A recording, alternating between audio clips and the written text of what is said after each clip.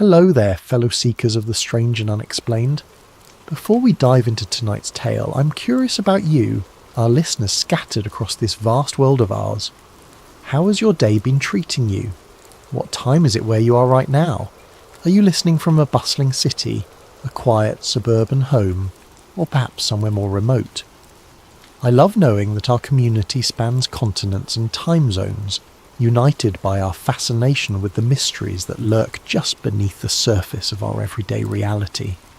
Speaking of mysteries, if you're enjoying these deep dives into the unknown, please consider subscribing to Sleep Theories. Your support helps us continue exploring the darkest corners of conspiracy, the paranormal, and those unsettling questions that keep us awake at night. Now, settle in as we explore a story that will make you question the very nature of memory, reality, and truth itself. Dr. Cassia Moreno had always prided herself on her ability to find patterns where others saw only chaos. It was this talent that had earned her a PhD in cognitive neuroscience from Stanford, a prestigious research position studying memory formation, and eventually a lucrative contract with the Department of Defense. But as she sat in her sterile government office in Arlington, Virginia, staring at the data scrolling across her monitor, she wished for once that her pattern recognition skills would fail her. The contract had seemed straightforward enough when she'd signed on 6 months ago. The Pentagon wanted her to analyse psychological anomalies appearing in national security background screenings. Nothing too unusual there. The military had always been paranoid about mental fitness. What they hadn't told her was just how widespread these anomalies had become. Cassia rubbed her tired eyes and took another sip of her cold coffee. It was well past midnight, but she couldn't tear herself away from the data. The numbers were staggering. In the past 18 months, over 3,000 federal employees, military personnel and contractors had failed routine psychological evaluations. Not because of mental illness or instability, but because they had given consistently wrong answers to what should have been simple questions about commonly known facts.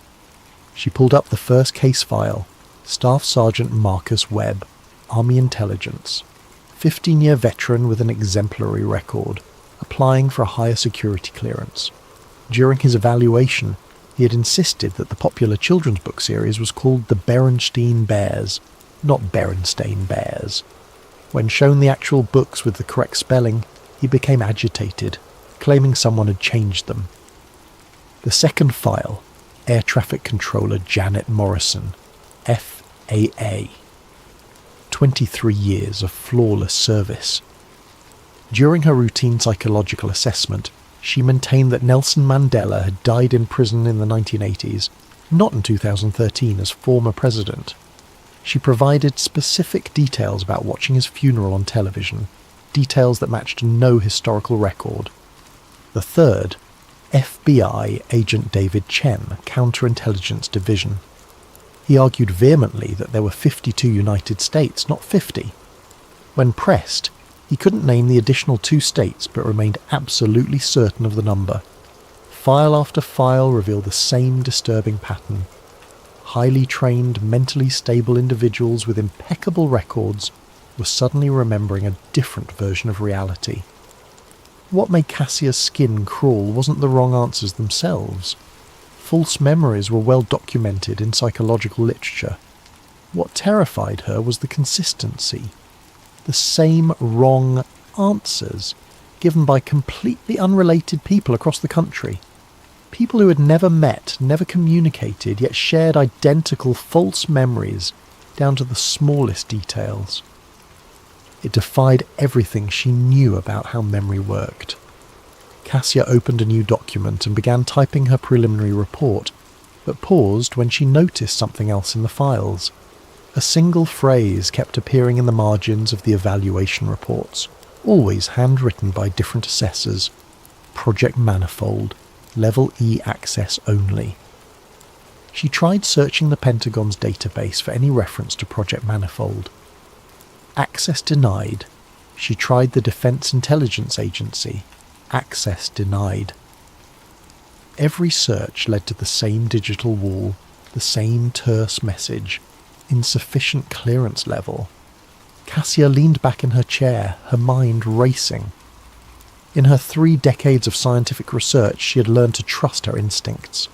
And right now, every instinct was screaming that she had stumbled onto something much larger and more dangerous than a simple psychological study. She picked up her secure phone and dialed a number she hadn't called in over 5 years. "Haruto, it's Cassia Moreno. I know it's late, but I need to talk to you about something. Something involving CERN and quantum mechanics." There was a long pause on the other end of the line. "Cassia," Dr. Haruto Seldine's voice was barely above a whisper. "Are you calling from a secure line?" "Of course, Pentagon issued. Why?" Another pause. "Because if you're calling me about what I think you're calling about, then they're already watching you." The coffee shop in Georgetown was crowded enough to provide cover, but not so packed that their conversation would be drowned out. Cassia had chosen a corner table with clear sight lines to all entrances, a habit she'd developed during her early consulting work with the CIA. Dr. Haruto Seldin arrived precisely on time, looking older than his 63 years, his once black hair now silver, his dark eyes carrying the weight of secrets. "You look like hell, Haruto," Cassia said as he sat down across from her. "So do you, but then most people do once they start seeing the cracks." He ordered black coffee from the approaching waitress and waited until she was out of earshot before continuing. "Tell me what you found." Cassia slid a tablet across the table, showing him her compiled data on the psychological anomalies. Haruto's expression grew darker with each page he scrolled through. "The Mandela effect," he said finally. "That's what they're calling it now, isn't it? Named after that woman, Fiona Broome, who first documented the phenomenon online. You know about this?" "Know about it?" Haruto laughed bitterly. "Cassia, I helped create it." The words hit her like a physical blow. "What are you talking about?" Haruto glanced around the coffee shop nervously before leaning forward. 2012. You remember I left CERN abruptly, told everyone I was burned out, wanted to return to private research. Yes, you never explained why. I couldn't. I'd signed NDAs that would have landed me in federal prison for the rest of my life. But things have changed. The project is supposed to be shut down, and frankly, I'm tired of carrying this alone. He paused, choosing his words carefully. I was recruited for something called the Manifold Initiative. Officially, it was dimensional stability fieldwork. Unofficially, it was the most dangerous experiment in human history. Cassia felt her mouth go dry. Explain. The Large Hadron Collider at CERN, and several smaller facilities like it around the world, don't just smash particles together for research. The energy levels we achieve, the exotic matter we create, it has unintended consequences. We started noticing small discrepancies in our data, tiny variations in physical constants, minute changes in historical records stored in our databases. Changes? At first we thought it was equipment malfunction or data corruption, but then we started comparing notes with other facilities, cross-referencing with historical archives. The discrepancies were real, and they were spreading. Small tears in what we call space-time, microfractures that allowed alternate versions of reality to bleed through. Cassia stared at him in disbelief. You're talking about parallel universes. I'm talking about the multiverse, Cassia. The theory that every quantum possibility creates a separate timeline, a separate reality. We discovered that these realities aren't as separate as we thought. Under certain conditions, they can overlap, interfere with each other, and we had inadvertently created those conditions. Haruto reached into his jacket and pulled out a manila folder. The Mandela effects people are experiencing aren't memory glitches, they're timeline fractures. The question isn't why people remember differently, it's why the record changed around them. He opened the folder and slid out 2 documents. Both appeared to be copies of the Declaration of Independence, aged and authentic looking. But there was a crucial difference. This one, Haruto pointed to the first document, refers to the 13 unified colonies. This one mentions the 13 United States. Both are from the National Archives. Both have matching provenance. Both exist simultaneously in our reality. Cassia examined the documents with growing horror. The handwriting was identical, the paper and ink appeared genuine, even the water stains and age marks matched perfectly. But the words were different. How is this possible? Because we're living in a merged timeline, Cassia. Fragments of different realities bleeding together, creating inconsistencies that our brains struggle to process. Most people's minds simply adjust, accepting the new reality as it overwrites the old. But some people with certain neural patterns, certain types of memory formation, they retain traces of the original timeline. The people in my files? Exactly. They're not mentally ill or delusional. They're remembering correctly. They're just remembering a different version of reality that used to exist. Haruto's voice dropped to barely audible. And that's when the government got involved. The Nevada desert stretched endlessly in all directions, a barren landscape of scrub brush and red rock under the merciless afternoon sun. Cassia checked her GPS again, confirming she was still on course toward the coordinates Haruto had given her. The facility was supposed to be abandoned, shut down after the Manifold Initiative was terminated in 2014. But as she crested a low hill, she could see the signs of recent activity. The surface installation looked innocuous enough. A cluster of beige concrete buildings surrounded by a chain-link fence topped with razor wire. Warning signs declared it a restricted government research facility, but they looked weathered and old. What caught Cassia's attention were the tyre tracks in the sand, too fresh to be from the facility's supposed shutdown 8 years ago. She had driven out here on impulse, needing to see the place Haruto had described with her own eyes.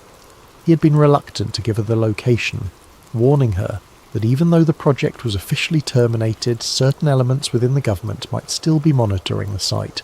But Cassia had pushed, and eventually he had relented. The Ananke ring, he had told her, named after the Greek goddess of necessity and fate. Ironic, considering what we were doing there. Now, standing at the fence in the desert heat, Cassia felt a chill that had nothing to do with the temperature. She had brought bolt cutters, telling herself she was just going to take a quick look around the perimeter, but as she cut through the chain link, she knew she was crossing a line from which there might be no return. The surface buildings were indeed abandoned, their windows dark and empty. But Haruto had told her the real facility was underground, accessible through a maintenance shaft hidden behind the main building. She found it exactly where he said it would be, a steel hatch nearly invisible among the concrete foundations. The ladder descended farther than she had expected, her flashlight beam disappearing into darkness below. When she finally reached the bottom, she found herself in a corridor carved from solid rock, stretching away into the mountain. Emergency lighting fixtures lined the walls, dark and dead. The air smelled of ozone and something else, something that made her skin crawl with an indefinable wrongness. Following the corridor, she emerged into a vast underground chamber that took her breath away. The Ananke ring stretched before her like the skeleton of some massive prehistoric creature. The particle accelerator tunnel was smaller than the one at CERN, but no less impressive, its superconducting magnets and detection equipment dark and silent. But it was what she found in the control room that made her blood run cold. Banks of servers lined the walls, their status lights blinking softly in the darkness. They hadn't been shut down. They were running on auxiliary power, maintaining something even after all these years. Cassia found a terminal that was still active and began scrolling through the system logs. What she read made her hands shake. Timeline variant 57, Looney Tunes/Toons, probability shift successful. TVO session 12, Mandela test cohort, memory pattern stable. Session abort, Princess Diana lives timeline, cascade effect detected. Reality anchor points, Nelson Mandela death shift, implementation complete.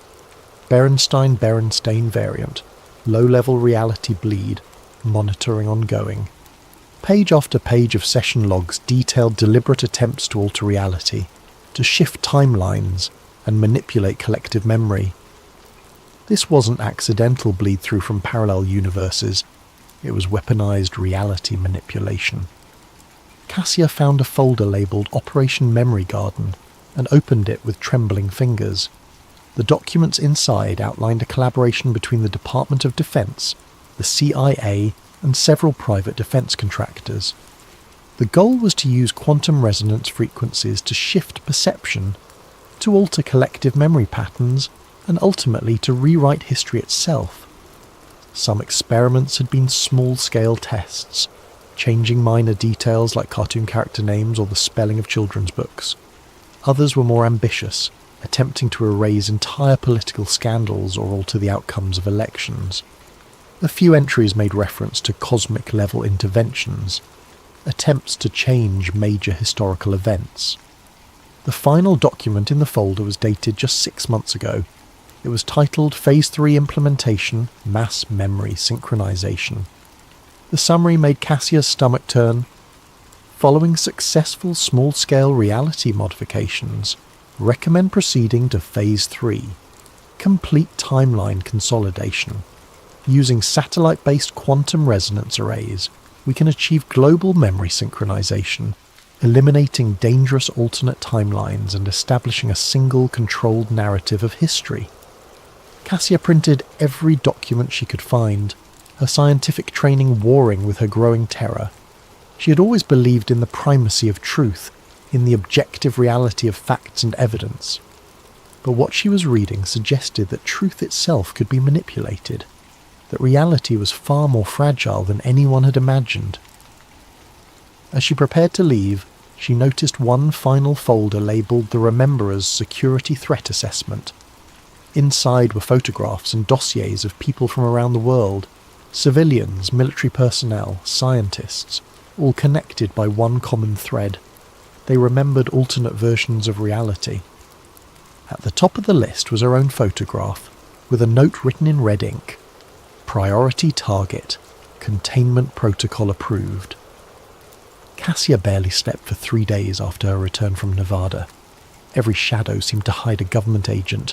Every phone call might be her last.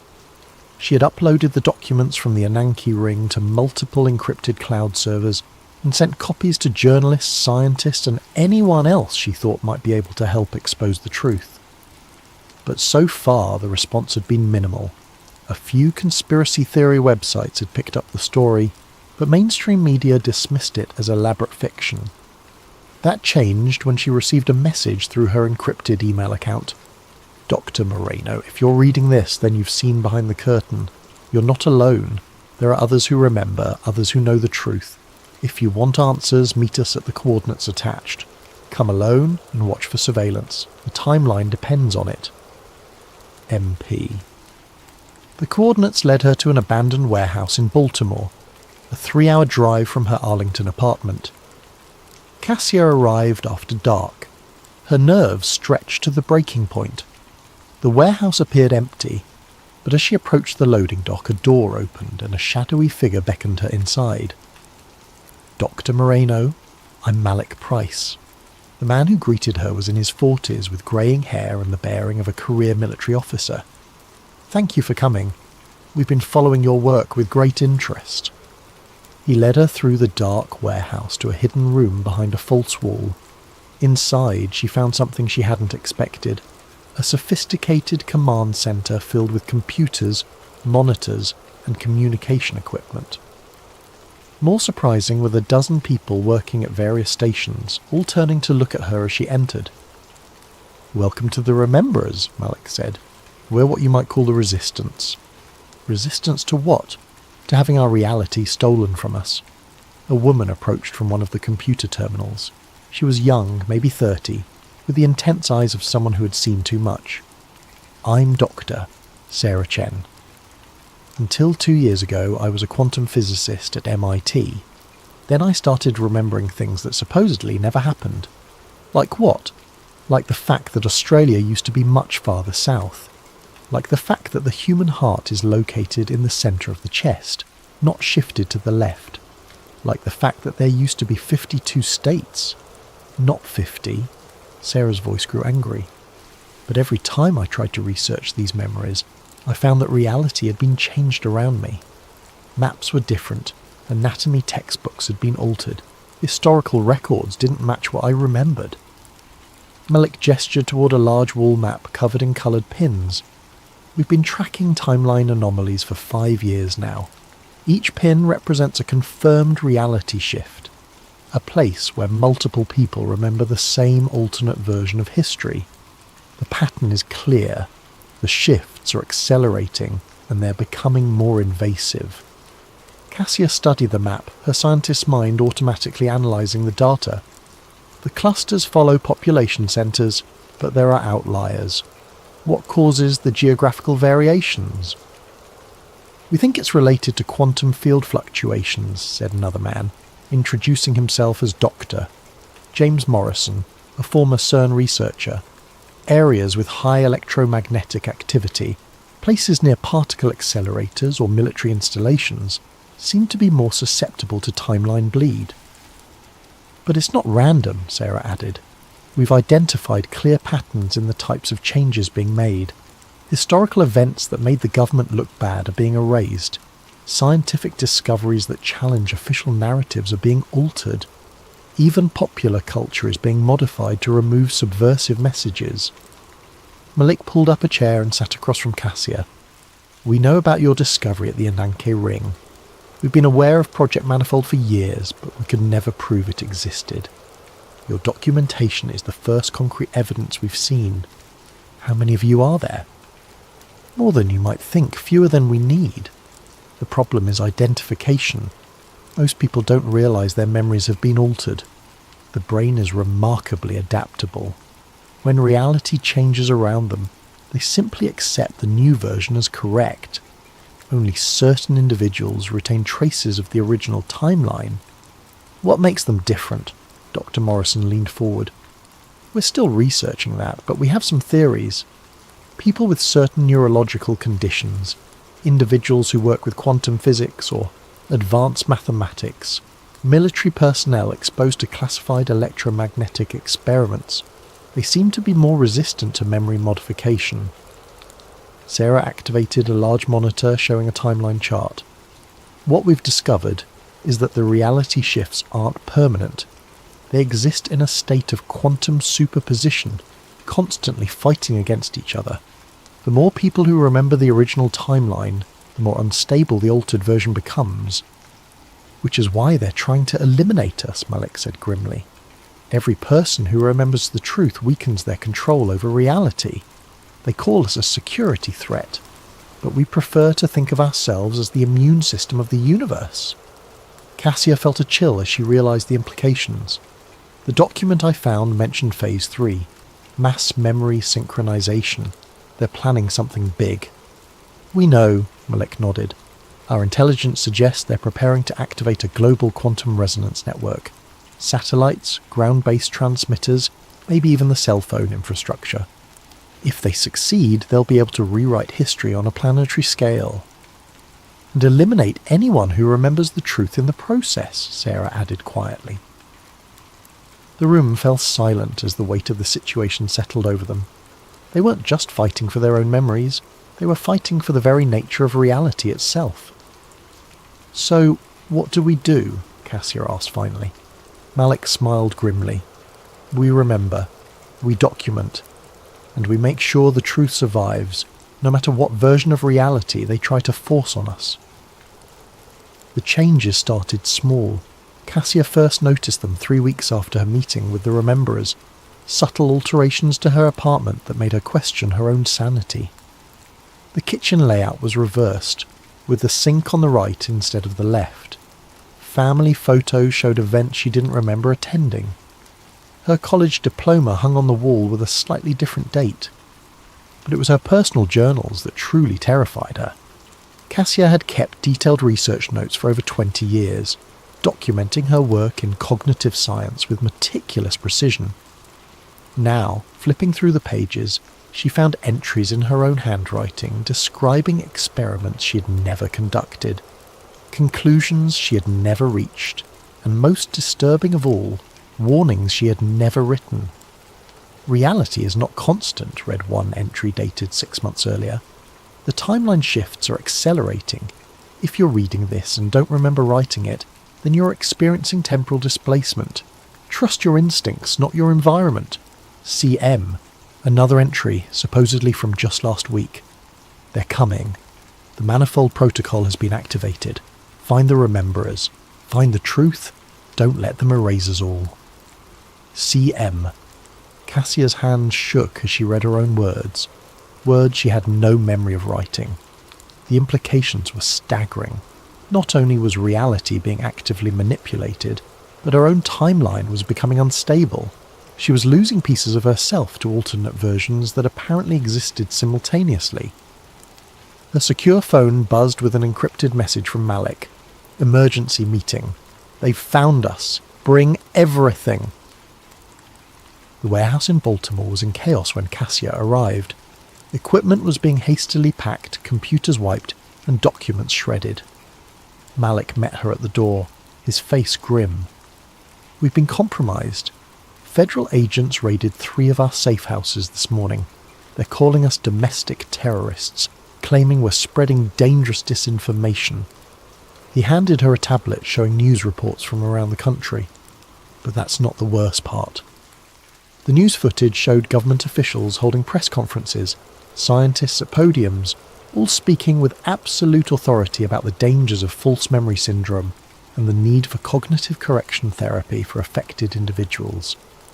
The reports mentioned a new treatment being developed by the Department of Health and Human Services in collaboration with defence contractors, a process that could repair damaged memories and restore normal brain function. They're not just hunting us anymore, Sarah said, approaching with a laptop bag slung over her shoulder. They're preparing to medicalise dissent. Anyone who remembers alternate timelines will be declared mentally ill and subjected to forced treatment. Forced memory modification, Dr. Morrison added. They're turning the weapons they use to alter reality into medical procedures. It's brilliant and terrifying. Cassia felt the walls closing in around them. How long do we have? According to our sources inside the government, the mass synchronization event is scheduled for next week, Malik replied. Operation Recall Loop. They'll use every available transmission method, satellites, cell towers, even the emergency broadcast system, to send quantum resonance frequencies designed to align all human memory patterns to a single, approved timeline. What timeline? One where Project Manifold never existed, where alternate realities are impossible, where anyone who claims to remember differently is suffering from a treatable mental disorder. Sarah's voice was bitter. They're not just rewriting history, they're rewriting the rules of what's possible. The group worked frantically to salvage what they could from their research, uploading files to decentralized networks, sending copies to contacts around the world, hoping that some record of the truth would survive the coming purge. But as they worked, reality continued to shift around them.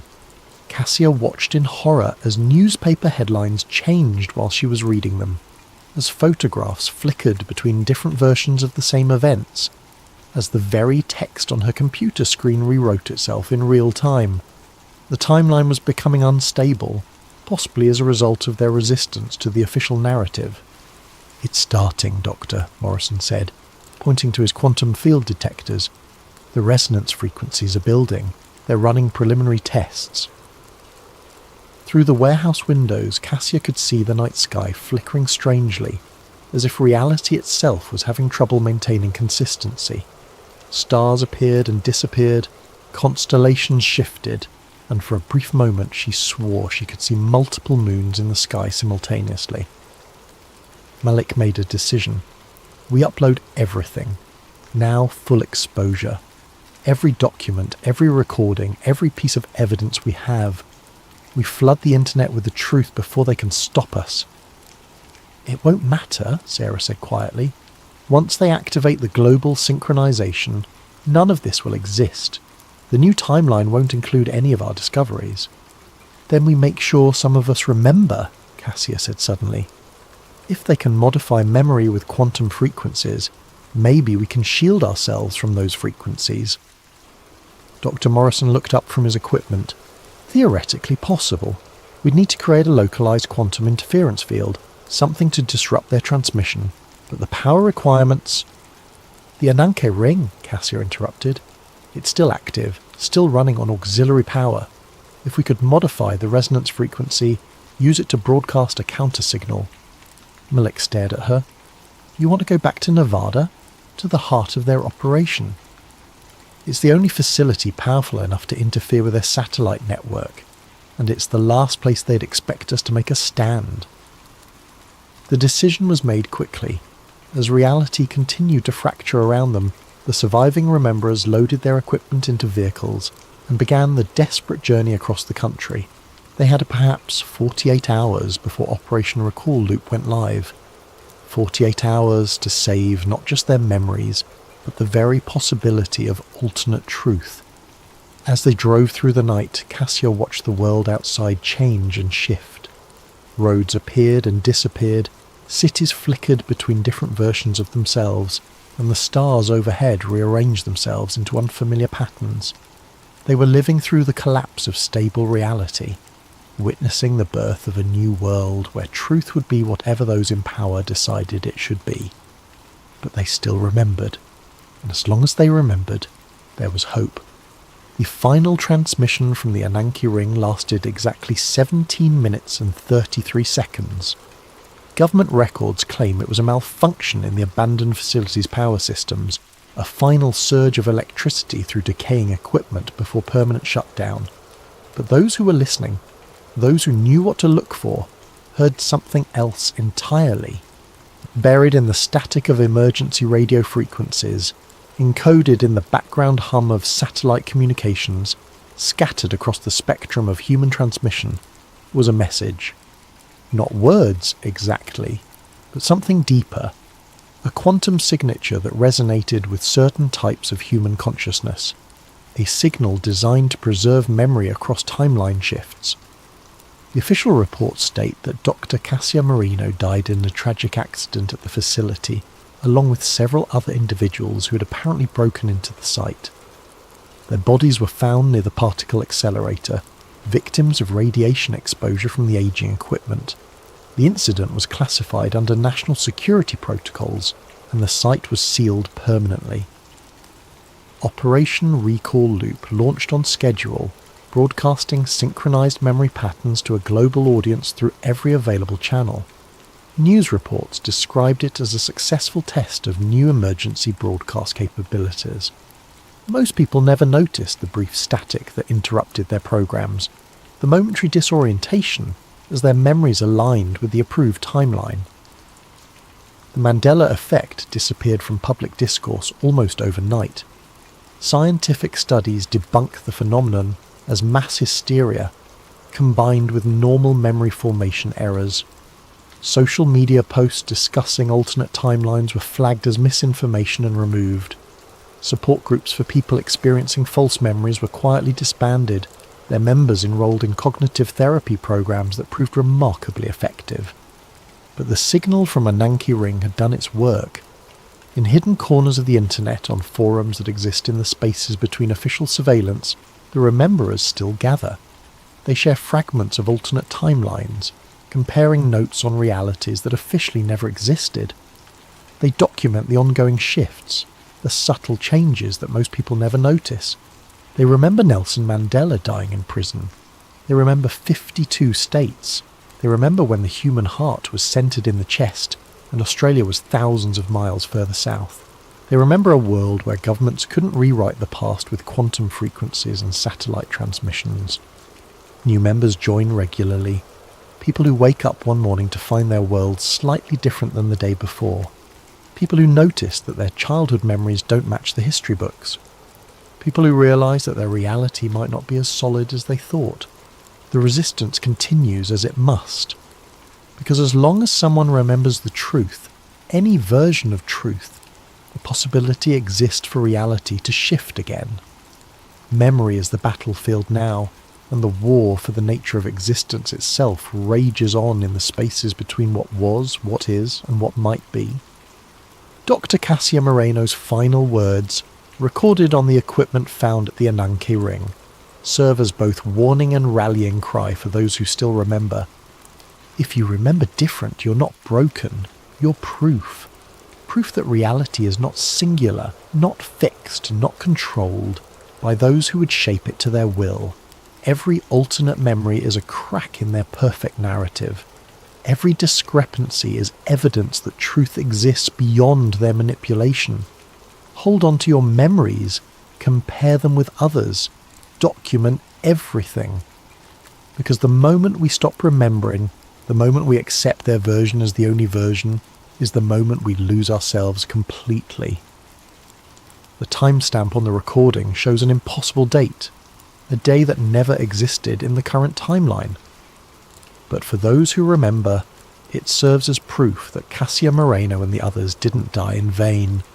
They became part of the signal itself, their consciousness encoded in the static between realities, waiting for the day when the truth can emerge again.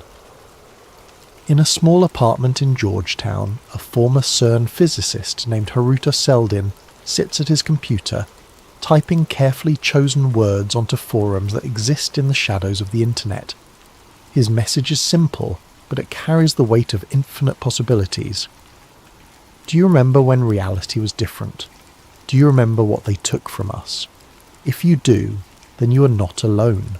We are the static in their signal, the noise in their perfect symphony.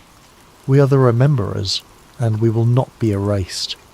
The war for reality continues, fought in memory and dream, in the spaces between certainty and doubt. And somewhere in the quantum foam that underlies all existence, alternate timelines press against the barriers, waiting for their chance to bleed through once again. Truth, it seems, is more resilient than those who would control it ever imagined. The manifold archive remains hidden but not destroyed, its secrets scattered like seeds across the infinite landscape of possibility. And every person who reads these words, who remembers things differently than the official record, becomes part of the archive themselves, a living repository of alternate truth in a world that has forgotten the meaning of the word. Remember, document, resist.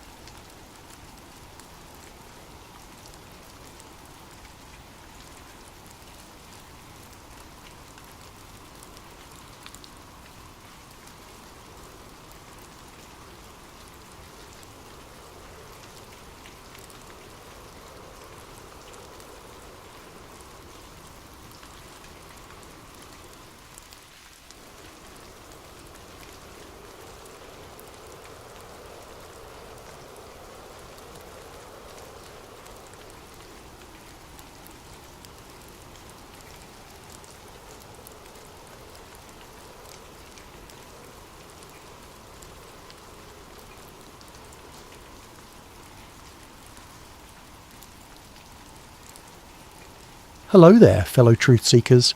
Before we descend into the depths of today's story, I hope you're having a wonderful day, wherever you are in this vast world of ours. Whether it's morning coffee time, afternoon break, or late night exploration, I'm curious about what time zone you're joining us from. Are you listening from the bustling cities of the East Coast, the mountains of Colorado, or perhaps from across the ocean in Europe or Asia? Wherever you are, you've found your way to Sleep Theories, and for that, I'm grateful. If you haven't already, please consider subscribing to Sleep Theories for more stories that explore the hidden truths lurking beneath the surface of our reality. If you have any story, suggestions or conspiracies you would like to hear about, please be sure to drop them in the comments below. Now, let's begin our journey into a world where the deepest secrets aren't hidden in plain sight, but buried miles beneath our feet. The Montana wind carried more than just the scent of pine and snow that October evening. It carried secrets that Levi Brenner had spent 12 years trying to forget. Levi stood on his cabin's porch, watching the unmarked sedan navigate the winding dirt road that led to his property. No GPS could find this place. No official maps showed this route. Yet here they were, headlights cutting through the dusk like surgical instruments, precise and unwavering. He'd been expecting this visit for years. This sedan stopped 50 yards from his cabin, its engine ticking in the cold air. A man emerged from the passenger side, moving with the deliberate caution of someone who knew they were being watched.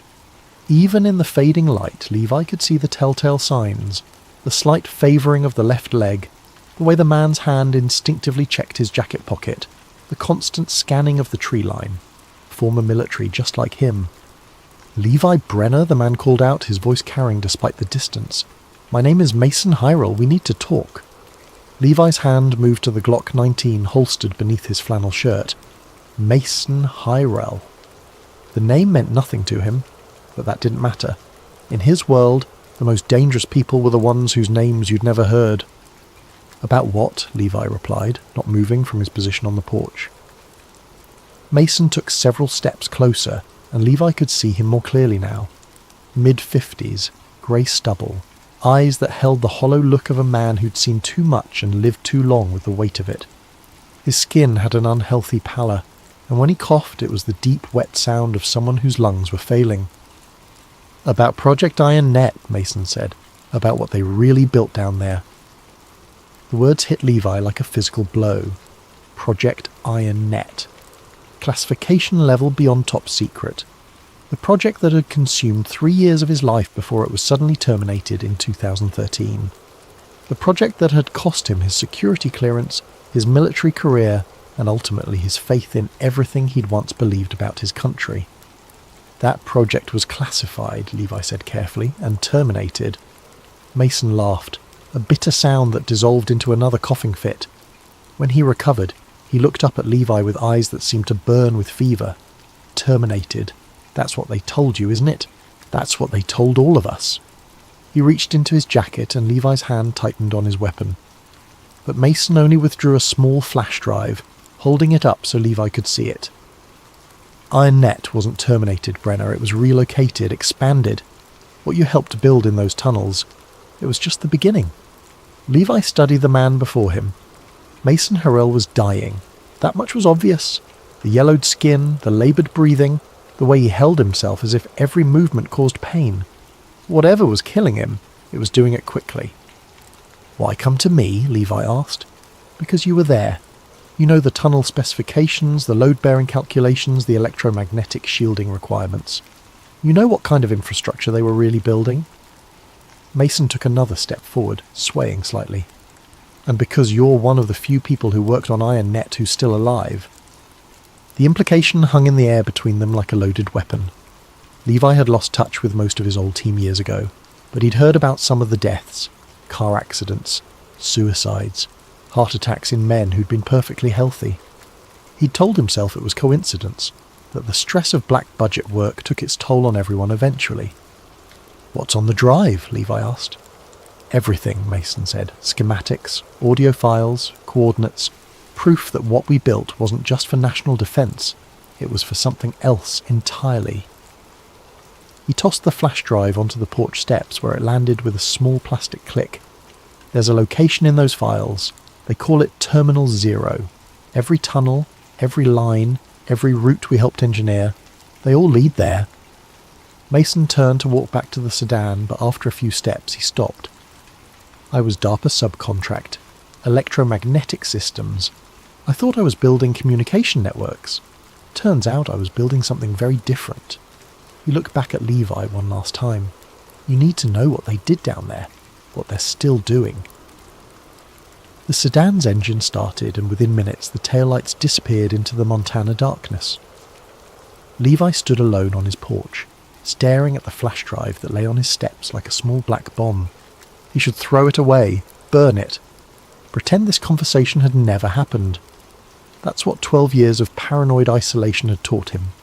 When the past came calling, The smart move was to slam the door and walk away. Instead, he picked up the drive and went inside. His laptop was an ancient ThinkPad, air-gapped from any network, running a custom Linux distribution that he'd built himself. If there was surveillance malware on the drive, it would have nowhere to phone home. He inserted the device and waited. The drive contained 3 folders: schematics, audio, and coordinates. Levi opened the schematics first. What he saw made his blood turn to ice. The tunnel network he'd helped design for Project Iron Net was there, but it was only a small section of something much larger. The schematics showed a vast underground transportation system stretching across the entire continental United States. High-speed magnetic levitation lines connecting points in Nevada, New Mexico, Colorado, Pennsylvania, Virginia, and dozens of other locations. Some of the route markers were familiar: Cheyenne Mountain, Site R, the Dulce area of New Mexico, but others were simply designated by alphanumeric codes. At the centre of it all, connected to every major line, was a location marked only as Terminal 0. Levi's hands shook as he scrolled through the documents. The engineering specifications were beyond anything he'd seen in his military career. These weren't just tunnels. They were vacuum-sealed tubes capable of supporting vehicles travelling at speeds approaching 2,000 miles per hour. The power requirements alone would have demanded the output of multiple nuclear reactors. He opened the audio folder next. There were dozens of files, most labelled with dates from the past 5 years. Levi selected one at random and pressed play. A voice, distorted but clearly desperate, began speaking. Day 73 of Project Godai. Subject 14 Alpha continues to demonstrate anomalous neural activity. Language center showing patterns inconsistent with any known human dialect. Dr. Vance believes we're observing some form of genetic memory, possibly triggered by the synthesis process. Recommend immediate termination of... The file cut off abruptly. Levi tried another. Tunnel maintenance report for Mag Loop Section 7. Found 3 more bodies in the service corridors. Same condition as the others. Massive neural trauma, but no external wounds. Security wants to know if we should report this to Surface Command, but Dr. Kessler says... Static. Then silence. Levi played file after file, each one revealing fragments of a reality that seemed impossible. References to biological samples dating back to 1947, mentions of synthetic humanoid integration, discussions of something called the Kane Mirror Project that involved the duplication of government officials. By the time he reached the coordinates folder, Levi's worldview had already shattered and reformed twice over. The coordinates pointed to a location in the desert of New Mexico, roughly 30 miles northwest of the town of Dulce. The files indicated it was an abandoned airshaft, part of the original construction network for what was officially listed as an underground food storage facility. Levi knew better than to believe that cover story. He was still staring at the screen when his satellite phone rang. The device was supposed to be untraceable, its number known to only 3 people in the world. None of them would be calling at 2:17 a.m. He answered on the 4th ring. Levi Brenner? The voice was professional, efficient. This is Dr. Sarah Chen at Billings Medical Center. I'm calling about Mason Hyrule. He was brought in an hour ago. Levi's mouth went dry. Is he? He's dead.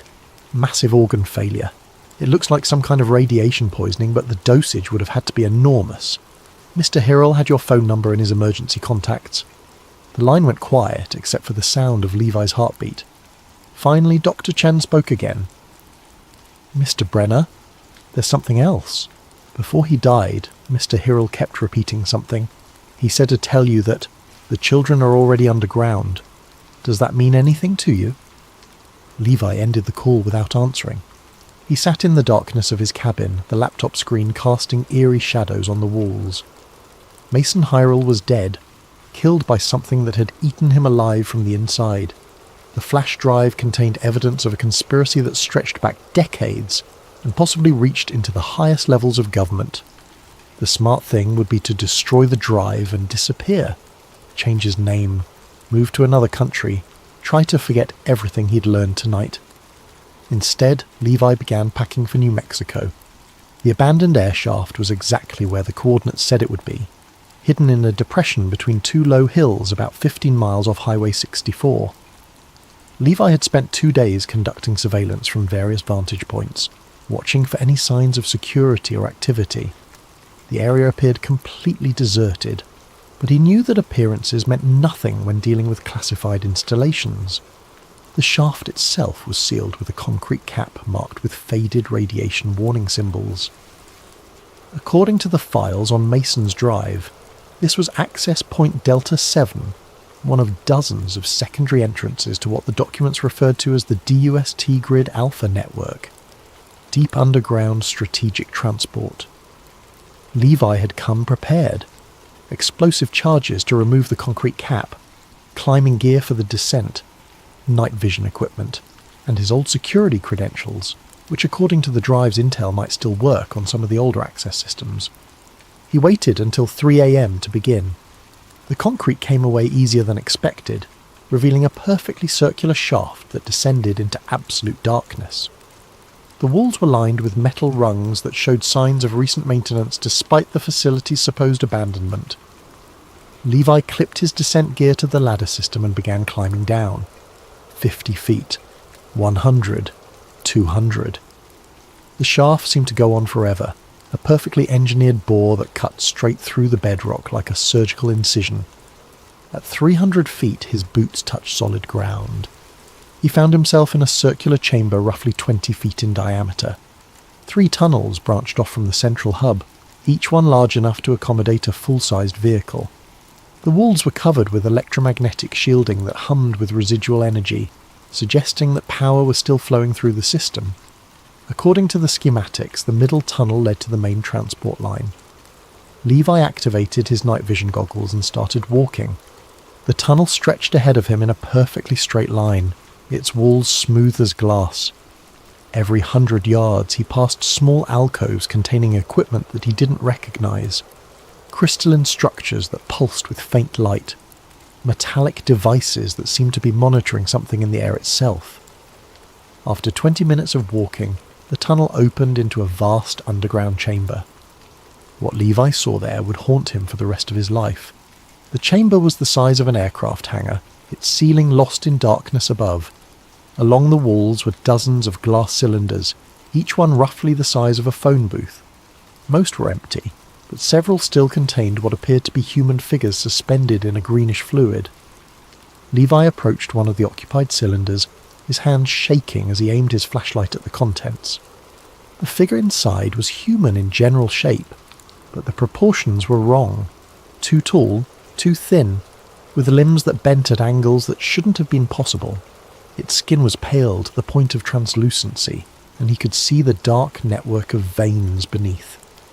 The eyes were closed, but they were too large for the face, and when Levi looked closer, he could see that the eyelids were moving rapidly, as if the thing inside was dreaming. A metal plate at the base of the cylinder bore a simple designation SYN M47, synthetic human. Levi moved to the next cylinder. This one contained what looked like a normal human child, perhaps 8 or 9 years old. The plate read, Subject 23, Beta, Neural Mapping Complete. The child's eyes snapped open. Levi stumbled backward, his flashlight beam wavering. The child in the cylinder was definitely alive, and it was looking directly at him. Its mouth opened as if it was trying to speak, but no sound emerged through the fluid. Then it raised one small hand and pressed it against the glass. Levi ran. He sprinted through the chamber, past dozens of cylinders containing God knew what, until he found another tunnel entrance on the far side. This one was smaller, more like a service corridor, but it led away from the horrors behind him. The corridor eventually opened into what appeared to be a control room. Banks of monitors covered the walls, most of them dark, but several still displayed scrolling data feeds and surveillance camera views of various tunnel sections. One screen showed the chamber he'd just fled, and he could see several of the cylinders now glowing with increased activity. A computer terminal in the centre of the room was still active. Levi approached it cautiously, noting that it was requesting an access code. He tried his old Project Iron Net credentials, not expecting them to work. They did. The system granted him limited access to something called the Dulce Administrative Network. What he found in the files made the cylinder chamber seem tame by comparison. Project GODEYE involved the systematic kidnapping and neural mapping of children from around the world. The subjects were selected based on specific genetic markers that made them compatible with what the files called non-terrestrial biological integration. Project Sinham was developing biomechanical duplicates of world leaders using DNA samples obtained through various intelligence operations. The synthetic humans were designed to be indistinguishable from the originals, complete with implanted memories and personality matrices. The Magloop transport system connected facilities across the United States and beyond. The files referenced installations in Antarctica, deep ocean bases, and what appeared to be off-world platforms, though the descriptions were too heavily redacted to make sense of. But it was the files labelled Kane Mirror that made Levi's blood freeze. The project involved the systematic replacement of government officials, military leaders, and corporate executives with synthetic duplicates. The process had been ongoing for at least 15 years, with the replaced individuals either eliminated or kept in underground storage facilities for future use. A list of confirmed replacements included senators, generals, and CEOs whose names Levi recognised from news reports. According to the timestamps, some of these replacements had occurred while the individuals were still making public appearances and policy decisions. Levi was so absorbed in the files that he almost missed the sound of approaching footsteps in the corridor outside. He quickly downloaded what he could to a portable drive and wiped his access logs from the system. The footsteps were getting closer, and he could hear voices now, at least 3 people speaking in the clipped tones of security personnel. There was another exit from the control room, a narrow maintenance shaft that led deeper into the facility. Levi squeezed into the opening just as the main door began to open behind him. Motion sensors triggered in Section C, the voice was saying. Could be equipment malfunction, but we need to sweep the area. Check the surveillance feeds first. If someone's down here, we'll see them. Negative. Cameras in the cylinder chamber went dark 20 minutes ago. This is definitely human intrusion. Levi crawled through the maintenance shaft as quickly and quietly as possible. The shaft seemed to run parallel to the main tunnel system, occasionally intersecting with larger passages. After what felt like hours, he emerged into another chamber. This one was different from the others. Smaller, more recently constructed, and filled with equipment that seemed to be monitoring something specific. Multiple screens displayed real-time data feeds from locations around the world. Financial markets, military communications, social media trending algorithms. At the centre of the chamber sat a single chair surrounded by an array of neural interface equipment. The chair was occupied. The figure in the chair appeared to be a young woman, perhaps in her early 20s. She was connected to the neural interface through a series of cables that disappeared into ports that had been surgically implanted in her skull. Her eyes were open but rolled back, showing only the whites.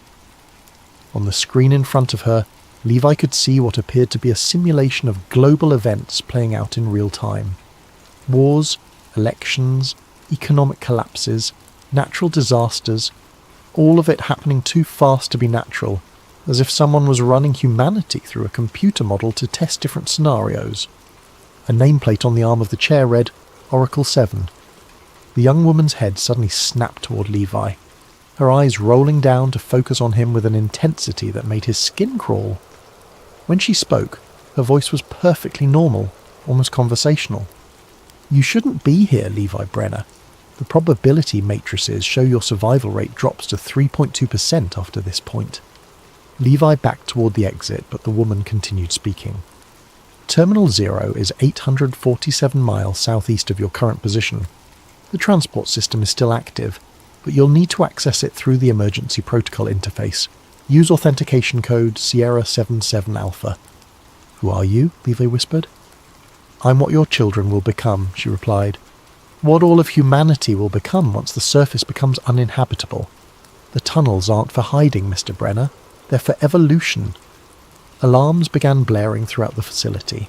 Emergency lights bathed everything in harsh red illumination, and Levi could hear the sound of the boots on metal as security teams moved through the tunnels. Go, the woman said. You have 11 minutes before they seal the transport access. Levi ran. The transport platform was exactly where the Oracle had said it would be. Accessed through a heavy blast door marked with biohazard symbols and warnings in multiple languages. Levi's old credentials got him through the security checkpoint, though he suspected that was only because someone or something wanted him to proceed. The platform itself was like nothing he'd ever seen. A sleek, bullet-shaped vehicle sat on magnetic rails that stretched into a tunnel so perfectly straight it seemed to violate the laws of physics. The tunnel walls were lined with the same electromagnetic shielding he'd seen throughout the facility, but here it was active, humming with energy that made his teeth ache. Levi approached the vehicle cautiously. It was roughly the size of a city bus, but shaped like a torpedo, with no visible wheels or external propulsion system. The door opened at his approach, revealing an interior that looked more like a luxury hotel room than a subway car. He stepped inside and the door sealed behind him with a hermetic hiss. A voice spoke from hidden speakers. "Welcome to Mag Loop Transport System. Please state your destination." "Terminal 0, Levi said. Authentication required for Alpha-level destinations." "Sierra 77 Alpha." There was a brief pause, then "Authentication accepted. Transit time to Terminal 0. 47 minutes. Please be seated for acceleration."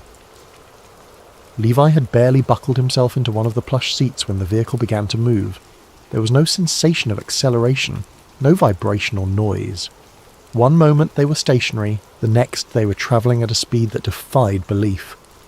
Through the small windows, the tunnel walls became a blur of light. According to the display screen in front of him, they were travelling at 1,847 miles per hour. During the journey, Levi tried to process everything he'd learned. The underground network was real. The genetic experiments were ongoing. Synthetic humans were being used to replace real people in positions of power. And somewhere ahead of him, Terminal 0 waited with answers to questions he wasn't sure he wanted to ask. The vehicle began to decelerate as smoothly as it had accelerated. Through the windows, Levi could see the tunnel opening into a vast underground space. Emergency lighting illuminated platforms, service walkways, and dozens of other transport vehicles sitting dormant on parallel tracks. "Arrival at Terminal 0, the voice announced. "Thank you for using Mag Loop Transport. Please note that all activities at this facility are classified at security level Obsidian or higher. Unauthorized disclosure is punishable by immediate termination." The door opened, and Levi stepped onto a platform that seemed to stretch for miles in every direction. The space was so large that its ceiling was lost in darkness above, and the far walls were barely visible in the distance. It was like standing in an underground city that had been built for giants. Directional signs pointed toward different sections of the facility: administration, research, manufacturing, storage, and something called Synthesis Central. Levi chose the administration section, hoping to find answers about what this place really was. The corridors he walked through were pristine, sterile, and completely empty. His footsteps echoed in the silence, and he began to wonder if the entire facility was automated. Then he heard voices coming from an open doorway ahead. Levi pressed himself against the wall and listened. Phase 3 implementation is ahead of schedule. Surface population has been reduced by 12.7% over the past 18 months through various vector deployments. Excellent. And the synthetic replacement program? Proceeding normally. We now have operational duplicates in 73% of targeted positions. Congressional voting patterns are completely predictable, and the executive branch is operating within acceptable parameters. What about the international situation? Also well within projections. The synthetic world leaders are coordinating beautifully. We should be ready for Phase 4 within the next 6 months. And the children? The neural mapping program has yielded extraordinary results. We can now download and transfer consciousness with 97.3% fidelity. The new bodies are adapting well to the enhanced neural architecture. Levi felt sick. These people were talking about the systematic replacement of humanity with synthetic duplicates, and they were discussing it as casually as quarterly sales figures. He moved past the doorway and continued deeper into the facility. What he found in the next section made him understand the true scope of what was happening. The manufacturing section contained assembly lines that stretched for hundreds of yards. Robotic systems were constructing what appeared to be human bodies with mechanical precision. Some were exact duplicates of real people. Levi recognized several faces from news broadcasts, while others seemed to be enhanced versions with improved musculature and neural interface ports. In the storage section, he found warehouses filled with stasis pods containing completed synthetic humans. Thousands of them, organized by function and deployment date. World leaders, military officers, corporate executives, religious figures, all waiting for their time to replace their organic counterparts. But it was in Synthesis Central that Levi discovered the most horrifying truth of all. The chamber was enormous, filled with machinery that defied easy description. At its centre was a massive crystalline structure that pulsed with energy, surrounded by banks of quantum computers that seemed to be processing incomprehensible amounts of data. Floating within the crystal were dozens of human brains, suspended in some kind of electromagnetic field. Cables connected each brain to the quantum processing network, and Levi realized he was looking at the source of the artificial intelligence that was running this entire operation. The brains weren't synthetic. They were real human brains harvested from God knew where, and they were being used as biological processors for the most advanced computer system ever created. A voice spoke from behind him. Remarkable, isn't it? The fusion of human intuition and quantum processing power. Each brain contributes its own unique patterns of thought and creativity to the collective intelligence. Levi spun around to face a man in an expensive suit who had appeared silently behind him. The man looked familiar, and after a moment Levi realized why. He'd seen this face on television hundreds of times. This was someone who was supposed to be in Washington, D.C. right now, making decisions that affected millions of lives. Except this wasn't the real person. This was a synthetic duplicate, and the real human was probably stored in one of the stasis pods Levi had seen earlier. "Who are you?" Levi asked. "I'm the future," the synthetic replied. "We all are. Humanity's next evolutionary step. The surface world is becoming uninhabitable. Climate change, resource depletion, social collapse. The old human model is obsolete. So you replace everyone with machines. We replace a failing species with a perfected one. No more war, no more suffering, no more chaos. Perfect coordination between all members of society." The synthetic gestured toward the crystalline structure. "The collective intelligence ensures that every decision is optimal, that every action serves the greater good." "And the children? What about the children you're experimenting on?" "They're the bridge between the old world and the new. Their neural patterns help us understand how to preserve the best aspects of humanity while eliminating the flaws. Thanks to them, our synthetic consciousness can experience creativity, love, hope, all the things that make life worth living." Levi backed toward the exit, but the synthetic made no move to stop him. "You can leave," it said. "Return to the surface. Live out your remaining years in ignorance. But know this, the transformation is inevitable.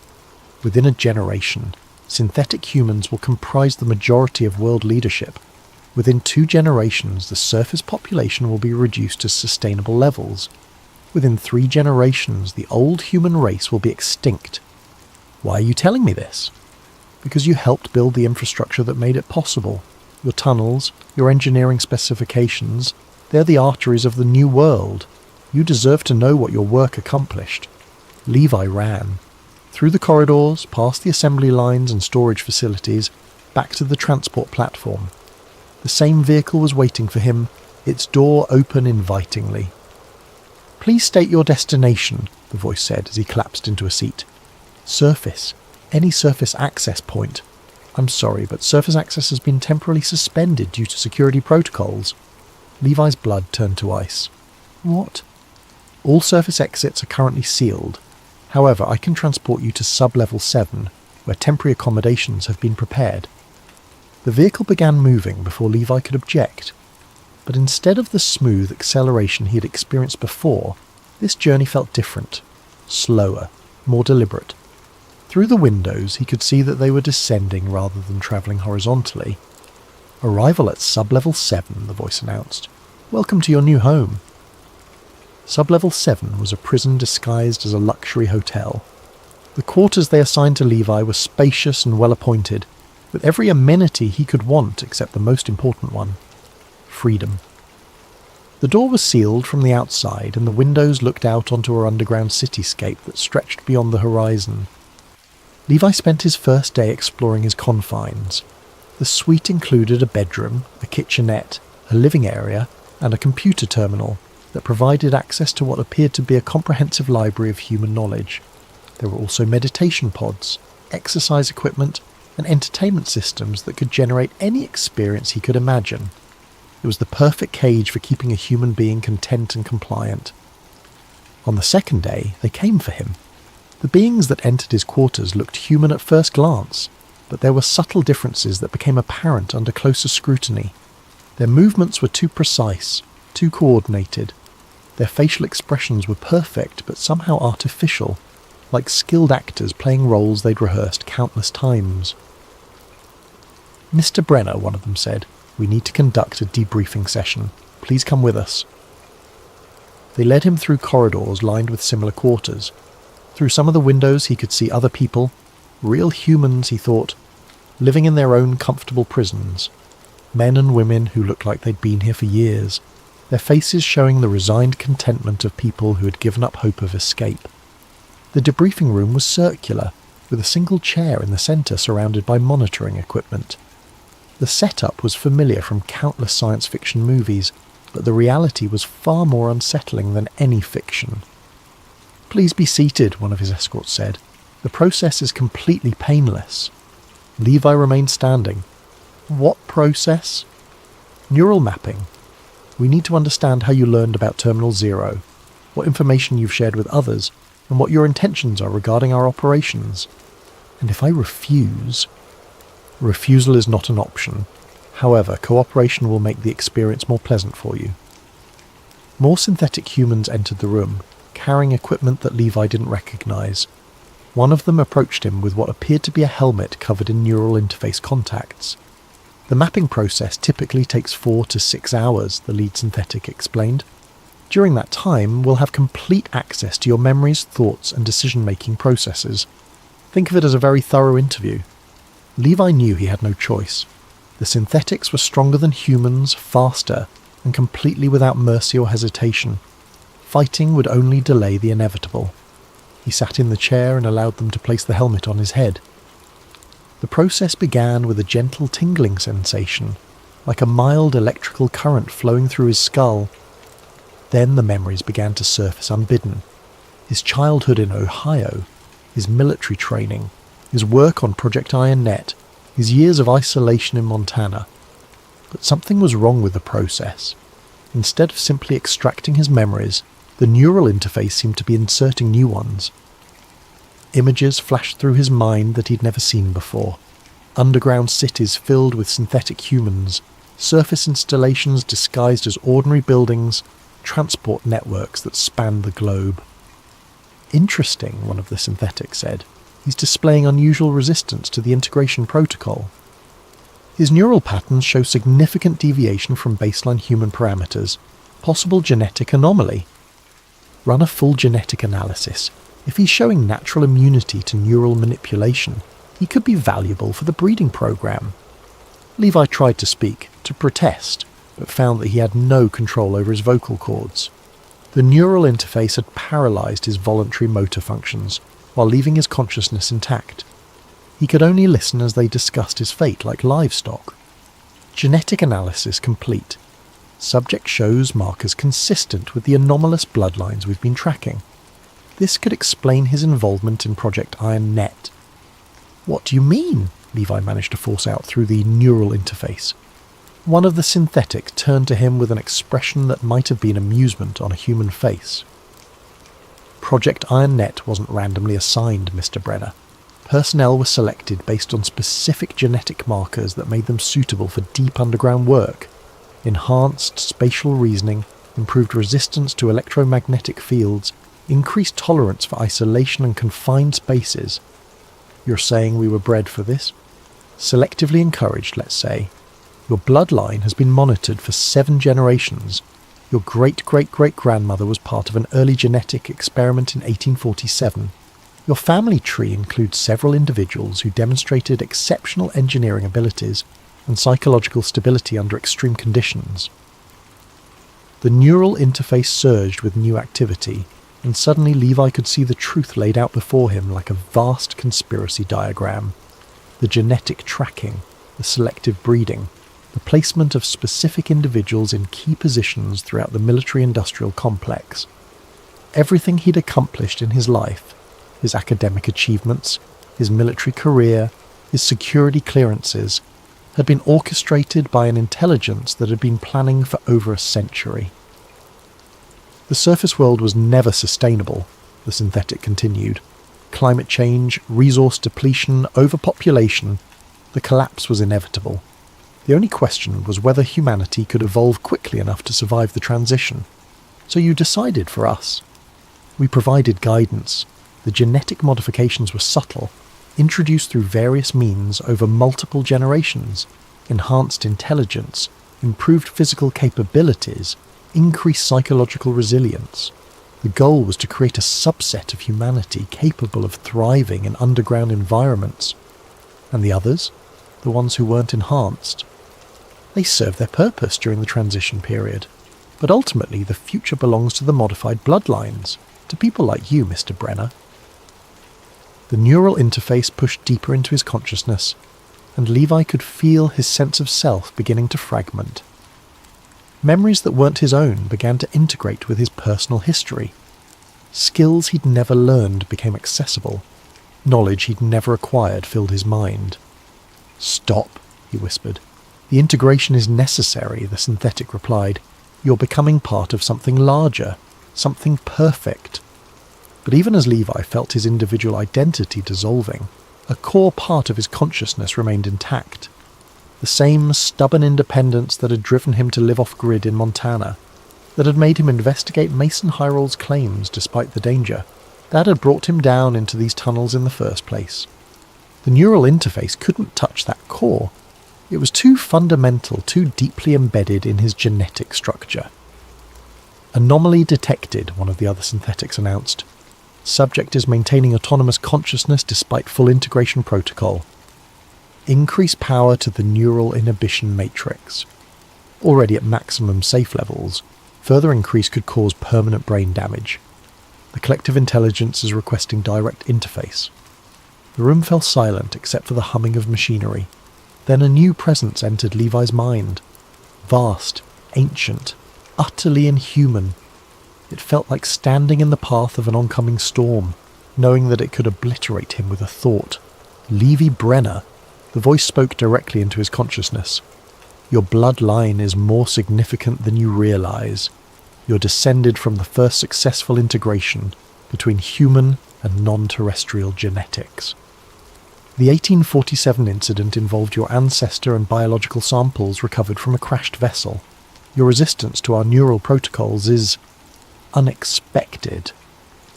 Images flooded Levi's mind.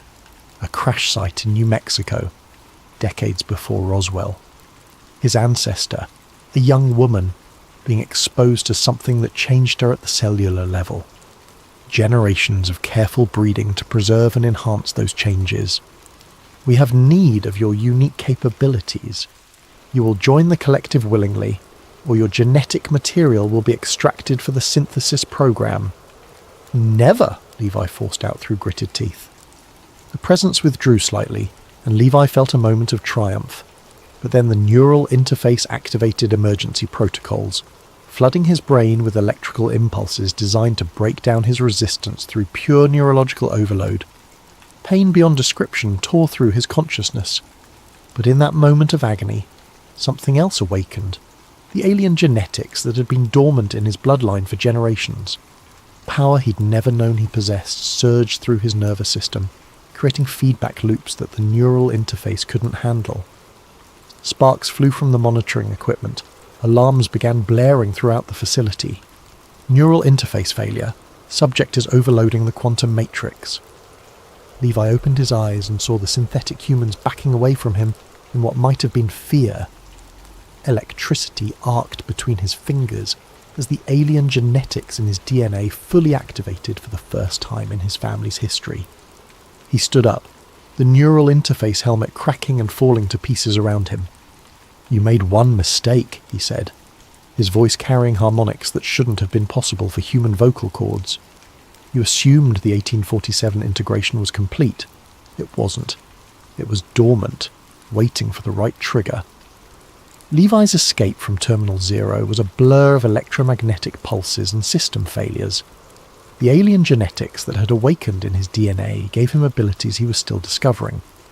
A power to disrupt electronic systems with a thought, enhanced physical capabilities that let him move through the facility like a ghost, and most importantly, immunity to the synthetic human's neural control methods.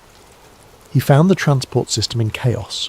His electromagnetic field had triggered cascading failures throughout the facility's quantum processing network. Emergency protocols were activating throughout the underground complex, sealing blast doors and initiating lockdown procedures. But the maglev system was still partially operational. Levy commandeered a maintenance vehicle and programmed it for the nearest surface access point. As the transport accelerated through the tunnels, he could see emergency lights flashing throughout the underground network. His awakening had disrupted systems across thousands of miles of tunnel. The surface access point was a hidden facility disguised as a water treatment plant in rural Colorado. Levi emerged into the pre-dawn darkness, his enhanced senses immediately detecting the electromagnetic signatures of surveillance equipment throughout the area. He had perhaps hours before they tracked him down. Levi made his way to the nearest town and acquired a laptop, uploading everything from Mason's flash drive, plus his own recordings from Terminal Zero, to a dozen different leak sites and whistleblower networks. Within 6 hours, the information was spreading across the internet faster than any suppression effort could contain it.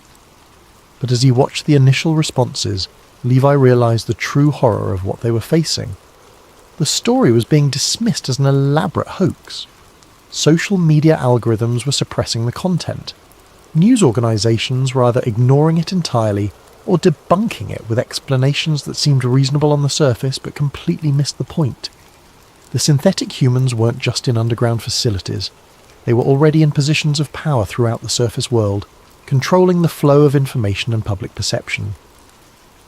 Within 36 hours, every copy of the leaked data had been scrubbed from the internet. The websites that had hosted it were claiming the uploads had never existed. Levi's own electronic footprints were being systematically erased.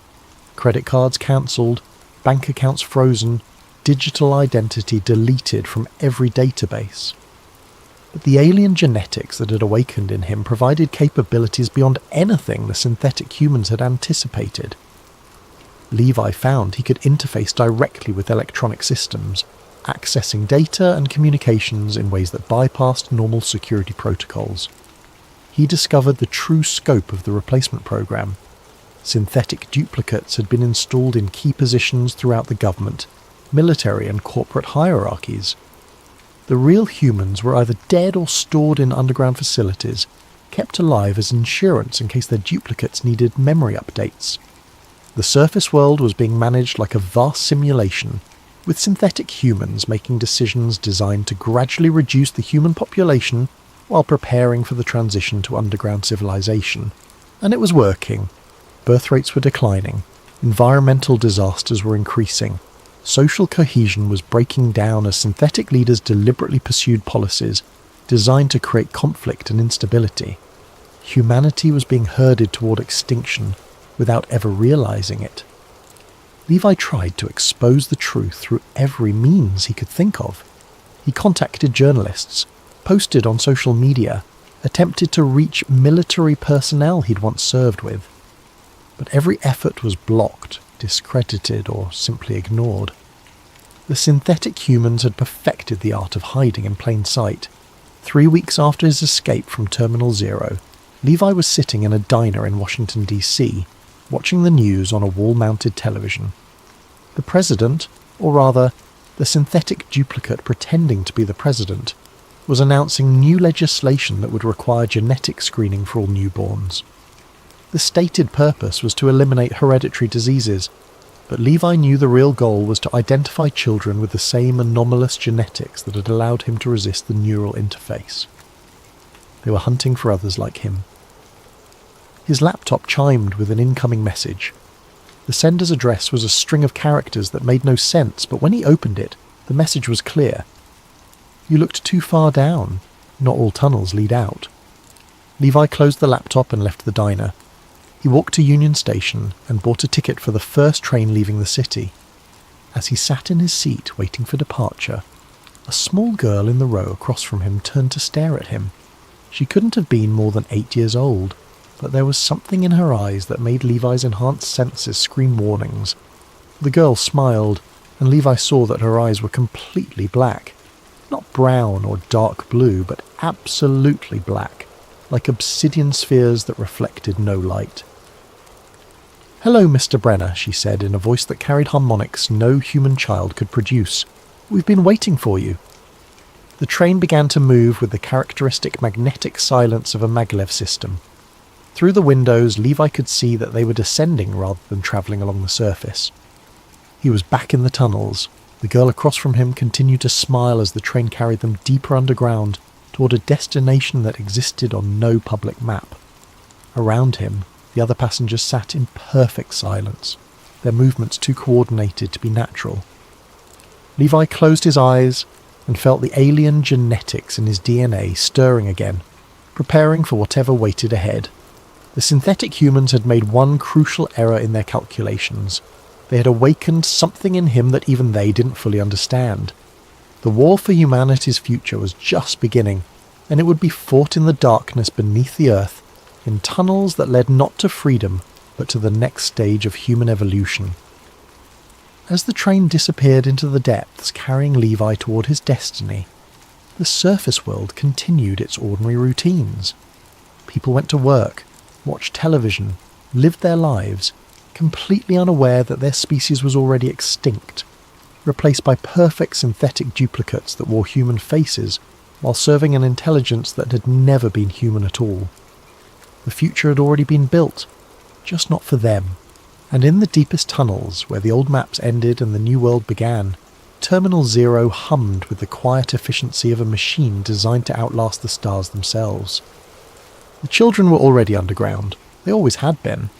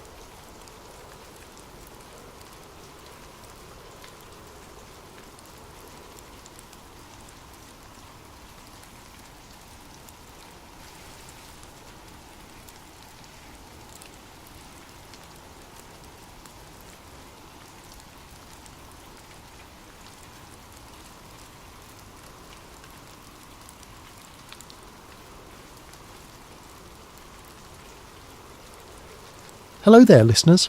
Before we dive into tonight's story, I hope you're having a wonderful day wherever you are in the world. I'm curious about your corner of the globe. What time is it where you're listening? How has your day been treating you? If you're enjoying these deep dives into the stories that make us question everything we think we know, please consider subscribing to Sleep Theories. Your support helps us continue exploring these fascinating and often unsettling narratives that blur the line between fiction and reality. Now let's begin our journey into a world where peace itself becomes the enemy, and war transforms from necessity into industry. The fluorescent lights of Xeraxon Systems' basement archive hummed with the persistence of a dying insect.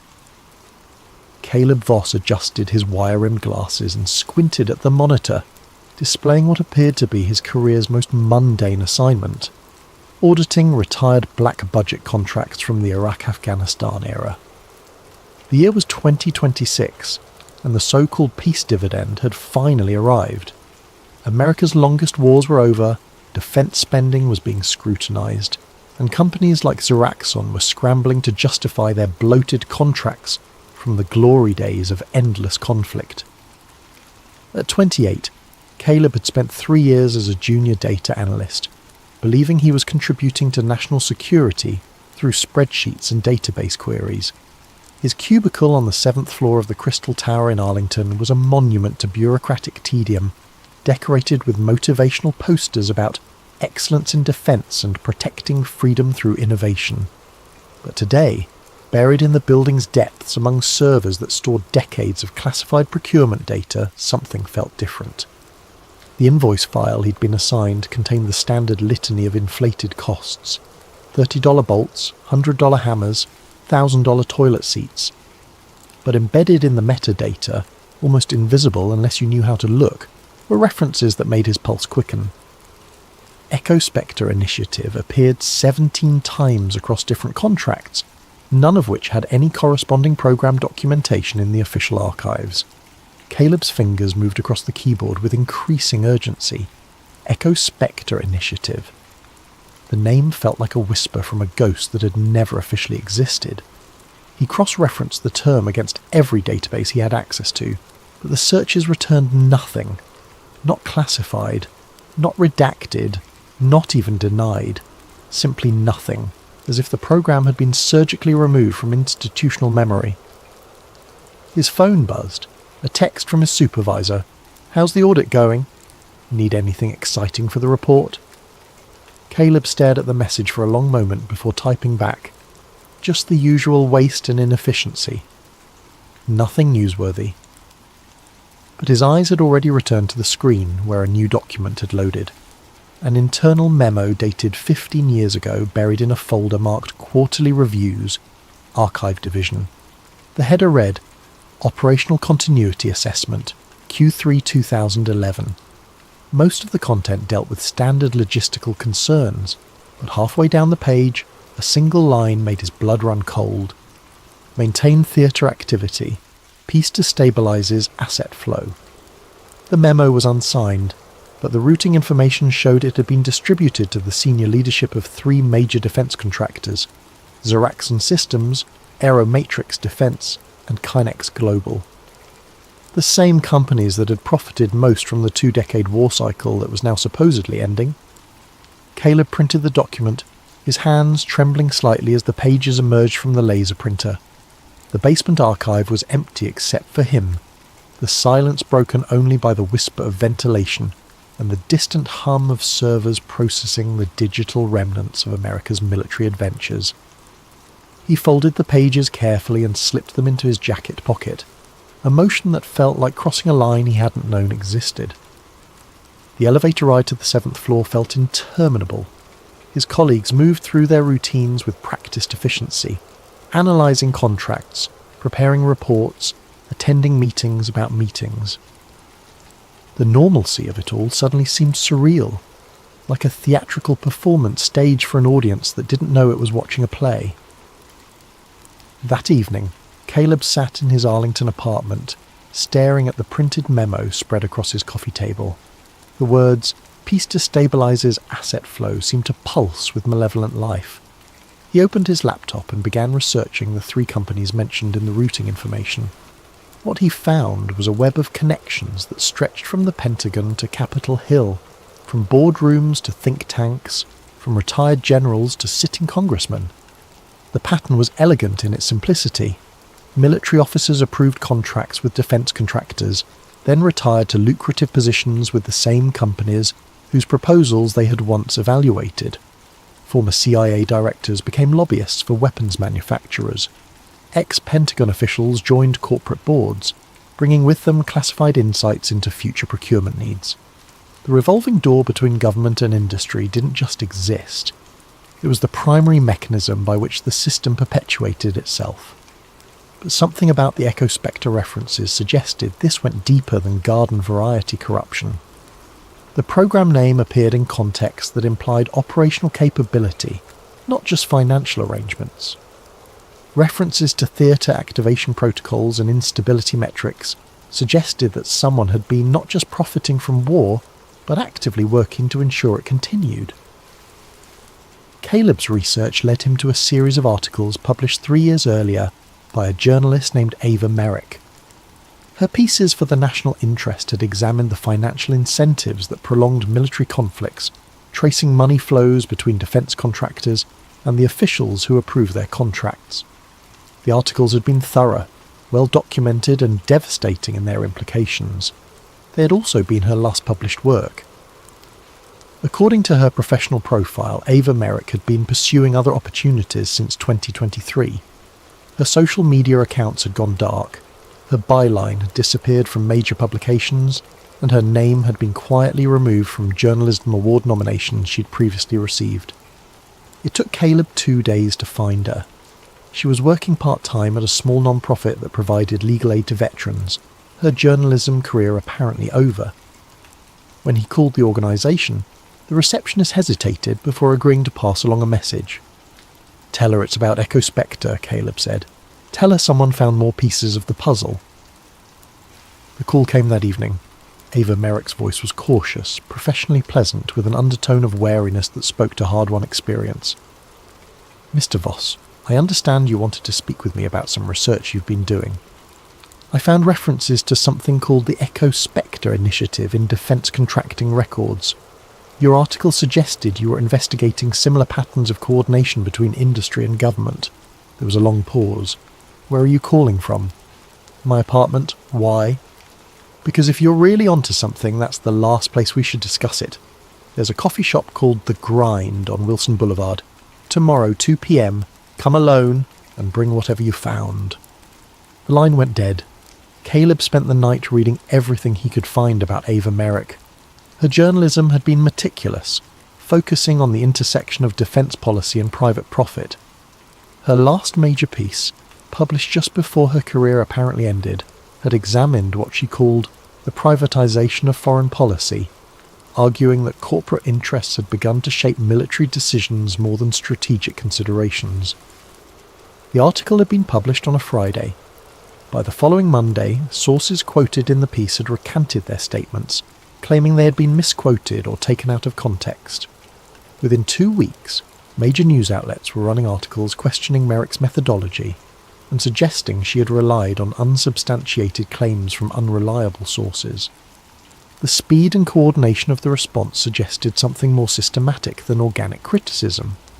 Someone had mobilised significant resources to discredit her work, and they had done so with the efficiency of a military operation. The next afternoon, Caleb arrived at The Grind 15 minutes early. The coffee shop was busy enough to provide cover for conversation, but not so crowded that they couldn't find a quiet corner. He ordered a double espresso and found a table with a view of the entrance, his stomach tight with anxiety. Ava Merrick was younger than he had expected, perhaps 35, with the kind of sharp intelligence that seemed to catalogue every detail of her surroundings. She wore a simple blue dress and carried a leather satchel that looked like it had seen extensive use. Her handshake was firm, her smile professionally warm but guarded. "You look nervous," she said as she settled into her chair with a cup of black coffee. "I feel like I'm in over my head." "That's a rational response. Show me what you found." Caleb slid the printed memo across the table. Ava's expression didn't change as she read, but her grip on the coffee cup tightened slightly. "Where did you get this?" "Defence Contractor Archives. I'm auditing old contracts, and this was buried in the metadata of some procurement files." "And you think this relates to Echospectre?"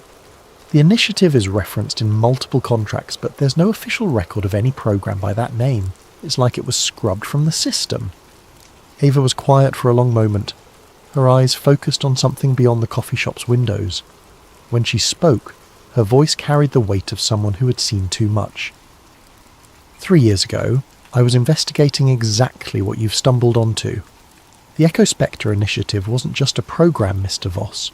It was a coordination mechanism, a way for defence contractors and government officials to ensure that conflicts remained profitable.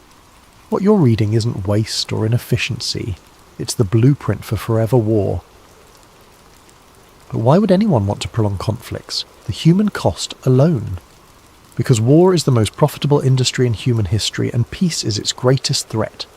Every missile fired needs to be replaced. Every base established needs to be supplied. Every conflict creates demand for new technologies, new systems, new contracts. The moment peace breaks out, the revenue stream stops. Caleb felt the foundations of his worldview shifting. So they deliberately prolonged the wars in Iraq and Afghanistan.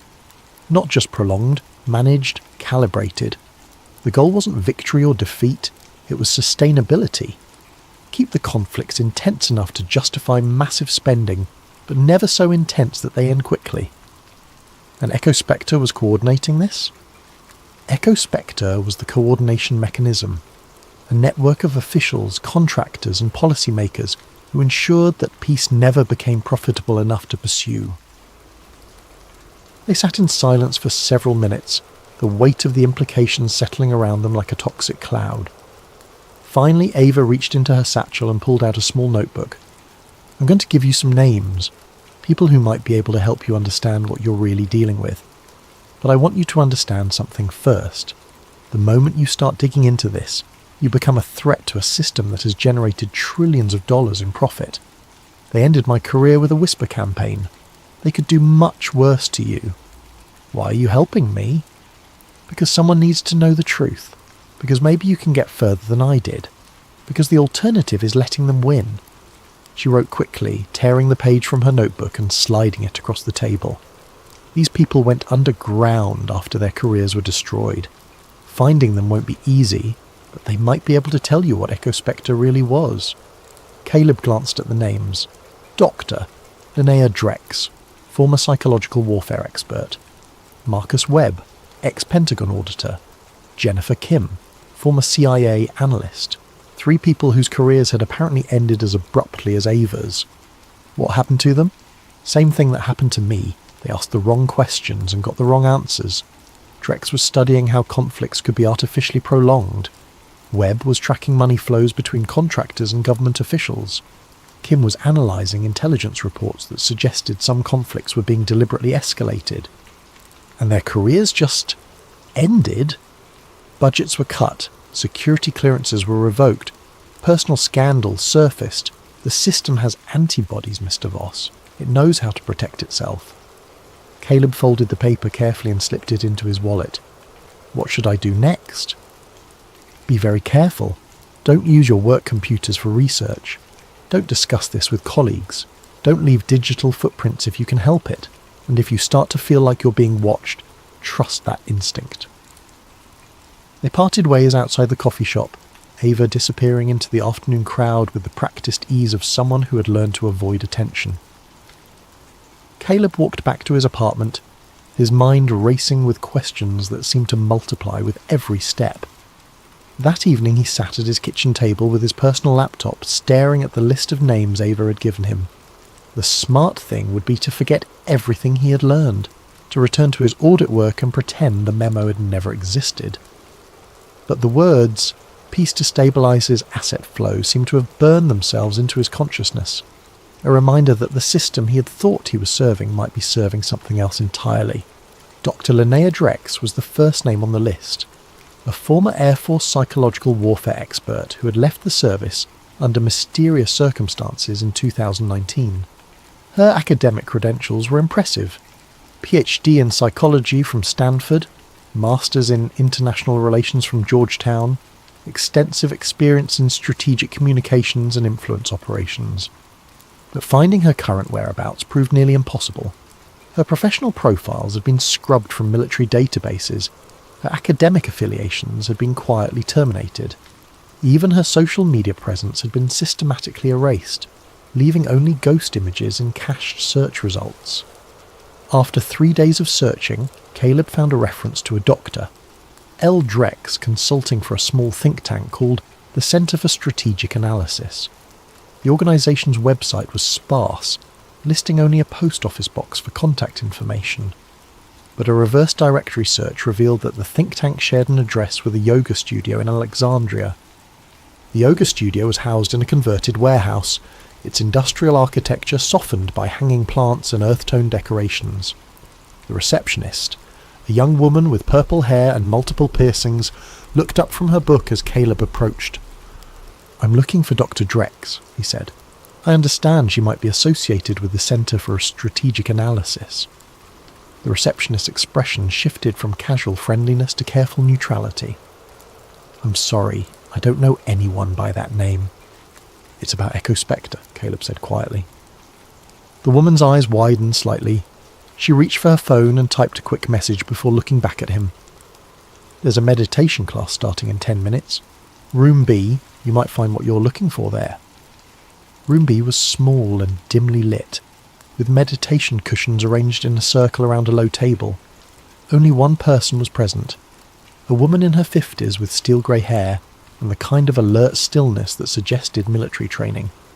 "Mr. Voss," she said without preamble, "I was wondering when someone would find me." Dr. Linnea Drex had the compact build and direct gaze of someone accustomed to command.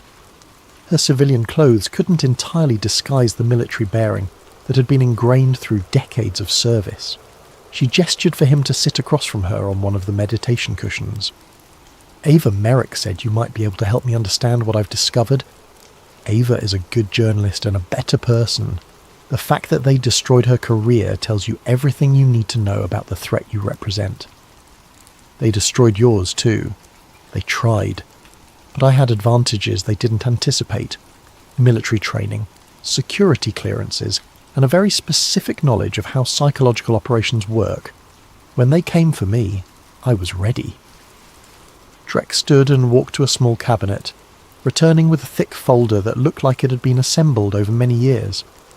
Echo Spectre wasn't just a program, Mr. Voss. It was a philosophy, a recognition that war had become too profitable to end and too important to leave to chance. The people behind it understood that modern conflicts could be managed like any other business enterprise. Managed how? By controlling the variables that determine duration and intensity.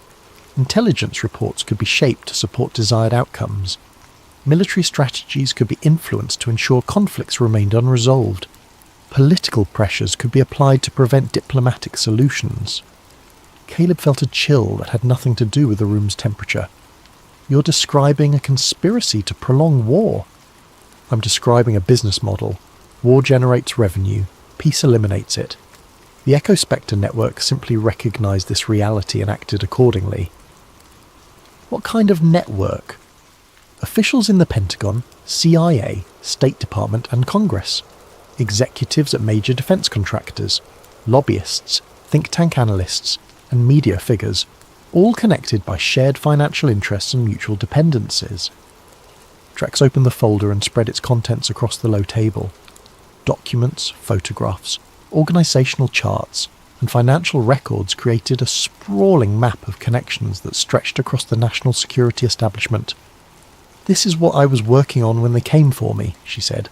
"A comprehensive analysis of how the network operated, who made decisions, how information flowed, where the money went."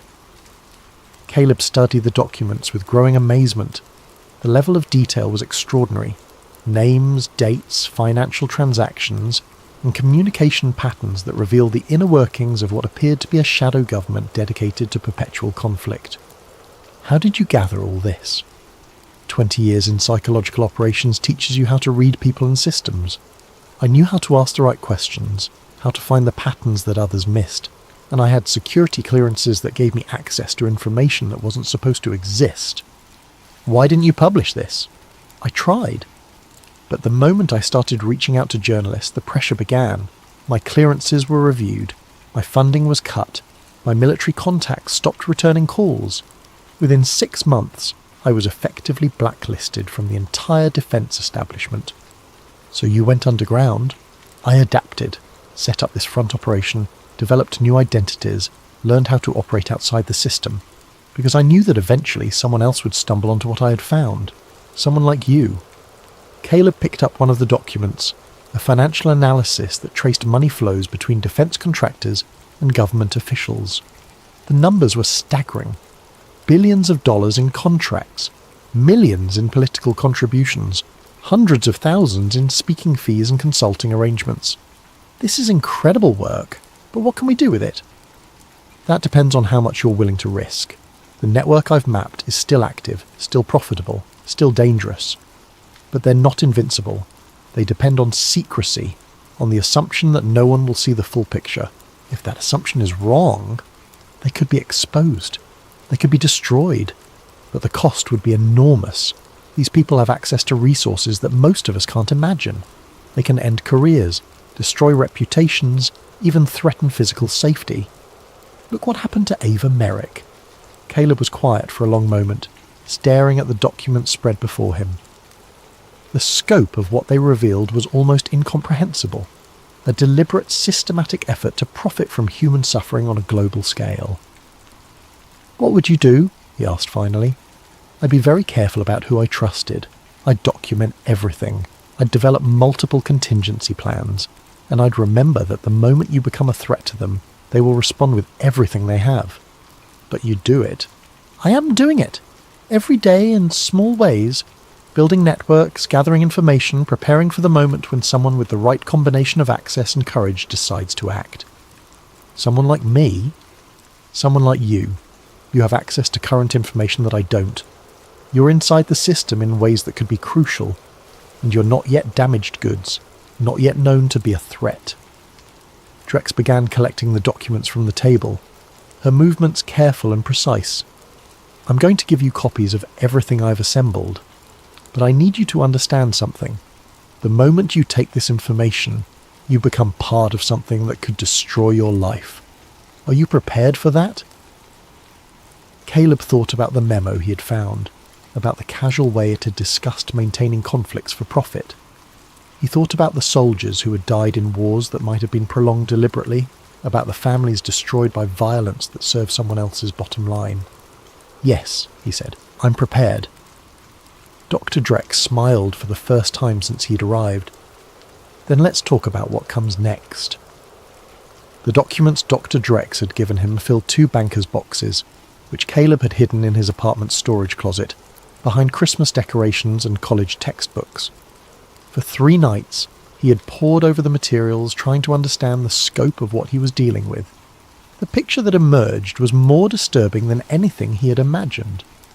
The Ecospectre network wasn't just a collection of corrupt officials and greedy contractors. It was a sophisticated system for managing conflict as a renewable resource. Wars were initiated, sustained, and concluded according to market forces rather than strategic necessity. The human cost was simply a business expense, factored into profit margins alongside equipment costs and operational overhead. At the centre of it all was a man named Harlan Rhodes, a former CIA director who had transitioned seamlessly from government service to private sector influence. Rhodes had served as CIA director from 2008 to 2012, a period that coincided with the surge in Afghanistan and the drawdown in Iraq. After leaving government, he had founded Strategic Influence Associates, a consulting firm that provided geopolitical risk assessment to defence contractors and foreign governments. But Rhodes's real innovation had been recognising that modern conflicts could be managed through information rather than traditional military force. His approach, which he had outlined in a series of classified briefings to defence industry executives, was based on what he called sustained global instability strategy. The concept was elegant in its cynicism. Rather than seeking to win or lose conflicts, the goal was to maintain them at a level that maximised profit while minimising political risk. Too much violence would generate public opposition and political pressure for withdrawal. Too little would reduce demand for military equipment and services. The sweet spot was persistent, low-level conflict that kept defence contractors profitable without creating unsustainable political costs. Caleb had found references to Rhodes's strategy in multiple documents, but the full text of his briefings remained classified. What he needed was someone who had been present for those briefings, someone who could describe Rhodes's vision in detail. The answer came from an unexpected source: Marcus Webb, the second name on Dr. Drex's list. Webb had been a Pentagon auditor who specialised in tracking defence spending.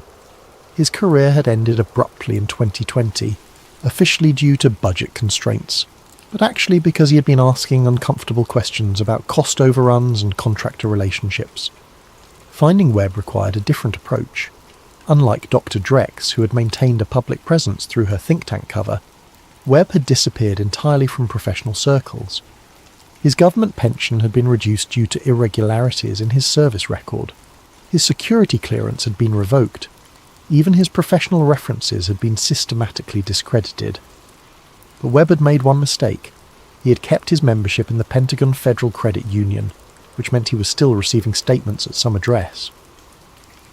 Caleb spent 2 days developing a cover story about a class action lawsuit against the government, then called the credit union claiming to need contact information for potential class members.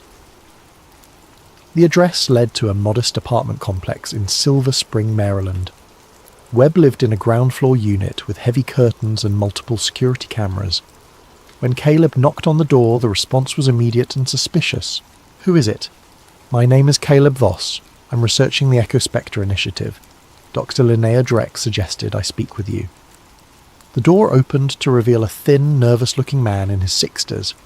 Marcus Webb had the hollow-eyed appearance of someone who had seen too much and slept too little. His apartment was Spartan, furnished with military surplus furniture and walls covered with maps, charts and photographs connected by red string. "Drex told me someone might come looking," Webb said, gesturing for Caleb to enter. "She said you had found something in the contractor archives." References to EchoSpectre in procurement documents, and a memo about maintaining conflicts for profit. Webb laughed, but there was no humour in it. "You found the tip of the iceberg. Come look at this." The far wall of Webb's apartment was covered with what appeared to be a massive organisational chart.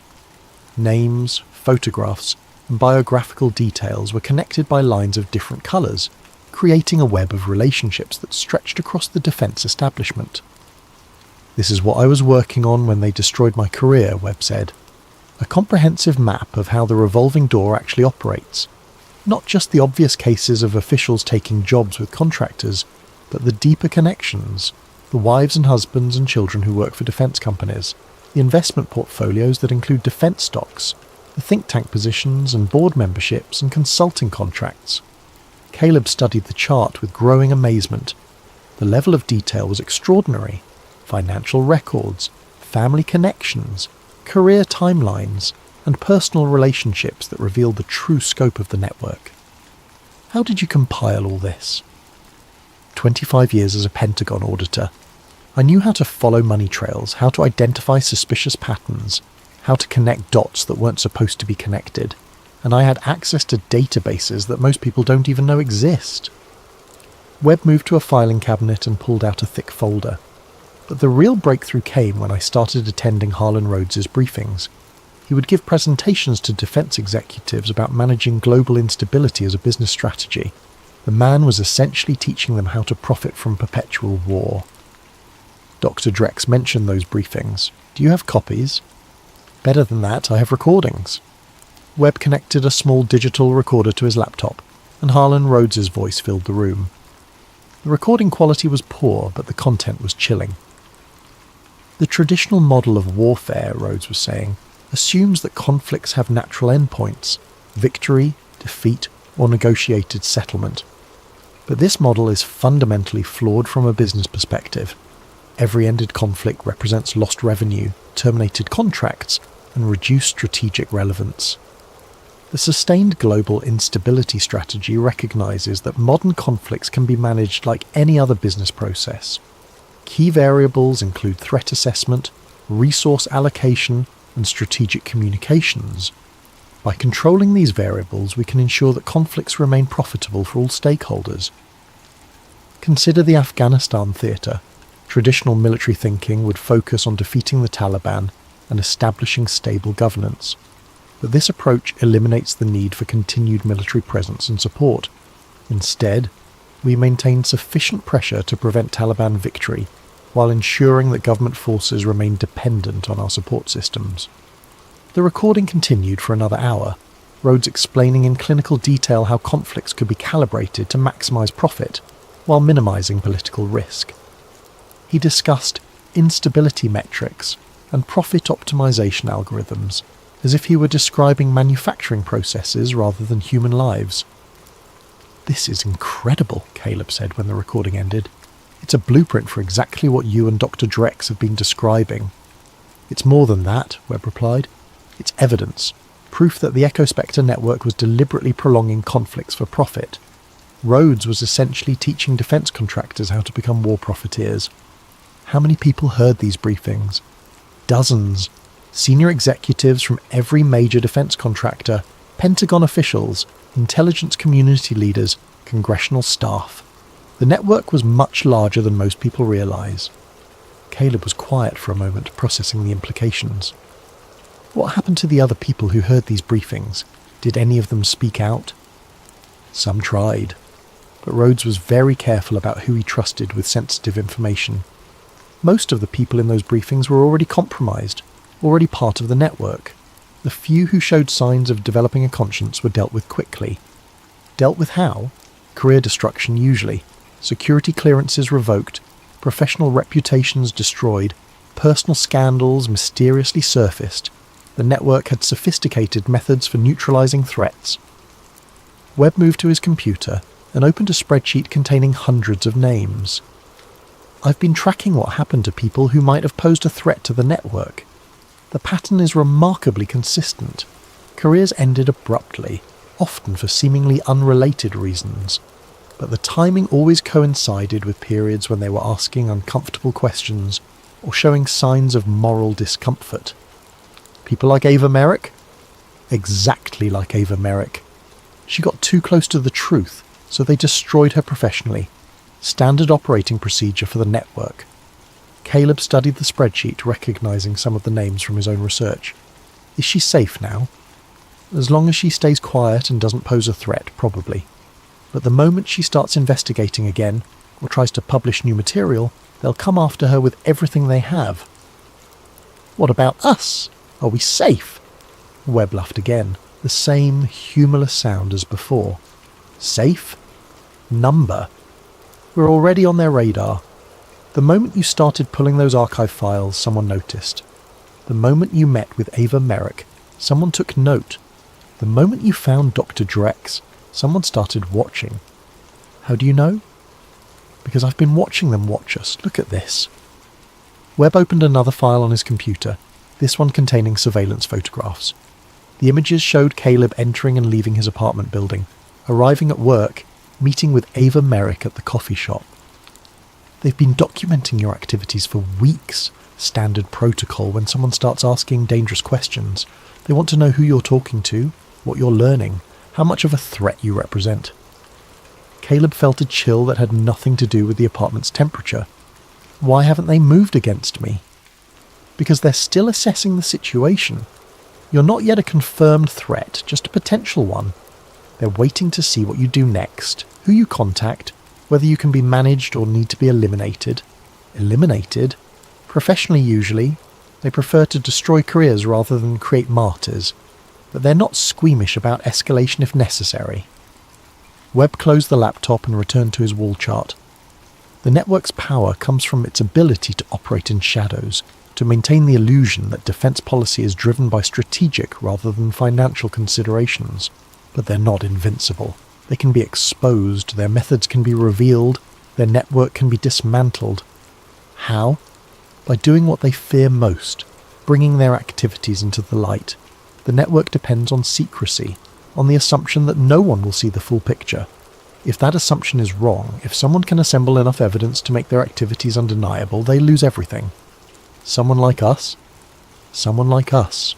But it would have to be done very carefully with extensive documentation and multiple sources, and we'd need protection, some way to ensure that the evidence reaches the public even if we're neutralised. Caleb thought about the documents he had already collected, about the recordings he had just heard, about the scope of what they were dealing with. What would you need to make this work?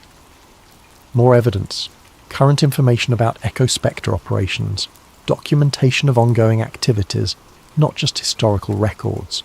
And most importantly, we'd need someone inside the network who could provide real-time intelligence about their plans. Do you know anyone who might help? Webb was quiet for a long moment, staring at his wall chart. There's one person, Jennifer Kim, the third name on Dr. Drex's list. She was a CIA analyst who worked closely with Rhodes before his transition to the private sector. She knows where the bodies are buried, both literally and figuratively. But she's the most dangerous contact we could make. Kim didn't just lose her career when she crossed the network. She lost her identity, her family, her entire life. She's been underground for 5 years, and she's developed a serious paranoia about anyone who tries to contact her. How do we reach her? Very carefully. Kim has established protocols for contact, dead drops, and coded messages and security procedures that would make a Cold War spy proud. And she's armed, trained, and absolutely convinced that the network is trying to kill her. Is she right? Webb looked at the surveillance photographs on his desk. Probably. That evening, Caleb returned to his apartment with a new understanding of the risks he was facing. The evidence was overwhelming. A systematic effort to profit from perpetual conflict, managed by a network of officials and contractors who had turned war into a business model. But the scope of their power was also becoming clear. They had resources, connections, and ruthlessness that made them extraordinarily dangerous opponents. He opened his laptop and began researching Jennifer Kim. Her official biography was sparse. CIA analyst from 2005 to 2018, specialist in Middle Eastern politics and terrorism, holder of multiple commendations for analytical excellence. Her career had ended abruptly in 2018, officially due to restructuring, but actually because she had begun questioning intelligence assessments that supported continued military involvement in Syria. Finding her current whereabouts would be nearly impossible. Unlike Dr. Drex and Marcus Webb, who had maintained some connection to their former professional lives, Kim had disappeared entirely. No forwarding addresses, no professional contacts, no digital footprint whatsoever. But Webb had mentioned protocols for contact, suggesting that Kim had established some method for people to reach her. Caleb spent hours searching through obscure forums and encrypted messaging systems, looking for any reference to her name or known associates. The breakthrough came from an unexpected source, a chess forum devoted to correspondence games. One of the players, using the handle Queen's Pawn, had a profile that included subtle references to intelligence terminology and Middle Eastern politics. The writing style was academic, precise, and paranoid in a way that suggested professional training. Caleb created an account and sent a carefully worded message.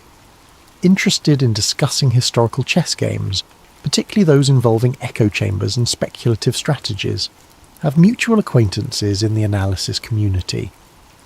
The response came 12 hours later. Chess is a game of infinite complexity, where past patterns inform future strategies. Some players study historical games to understand systematic approaches to sustained positional advantage. Correspondence games allow for careful consideration of moves and counter-moves. The message included a link to a chess game archive, with a notation that a particular game contained interesting commentary on strategic planning.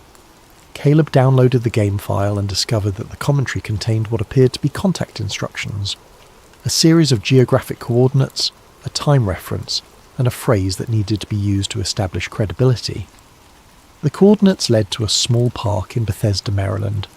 The time reference indicated the third Thursday of each month, 3 p.m. The phrase was, "I've been studying the Damascus Gambit." Caleb spent the next week preparing for the meeting. He studied everything he could find about Jennifer Kim's background, practiced explaining his research in concise terms, and developed contingency plans in case the meeting went wrong. The park in Bethesda was small and well maintained, with walking paths that curved around a central pond. At exactly 3 p.m. on the designated Thursday, Caleb positioned himself on a bench near the water, trying to look casual while scanning the area for potential threats or surveillance. She appeared without warning, settling onto the bench beside him as if they had planned to meet. Jennifer Kim was younger than he had expected, perhaps 40, with the kind of unremarkable appearance that suggested professional training in blending into crowds. Her eyes, however, were alert and calculating, constantly scanning their surroundings. "You mentioned the Damascus Gambit," she said without preamble. I've been studying historical patterns in strategic decision-making, particularly how certain games seem designed to continue indefinitely, rather than reach natural conclusions. Kim was quiet for a moment, watching a family of ducks paddle across the pond. What do you want?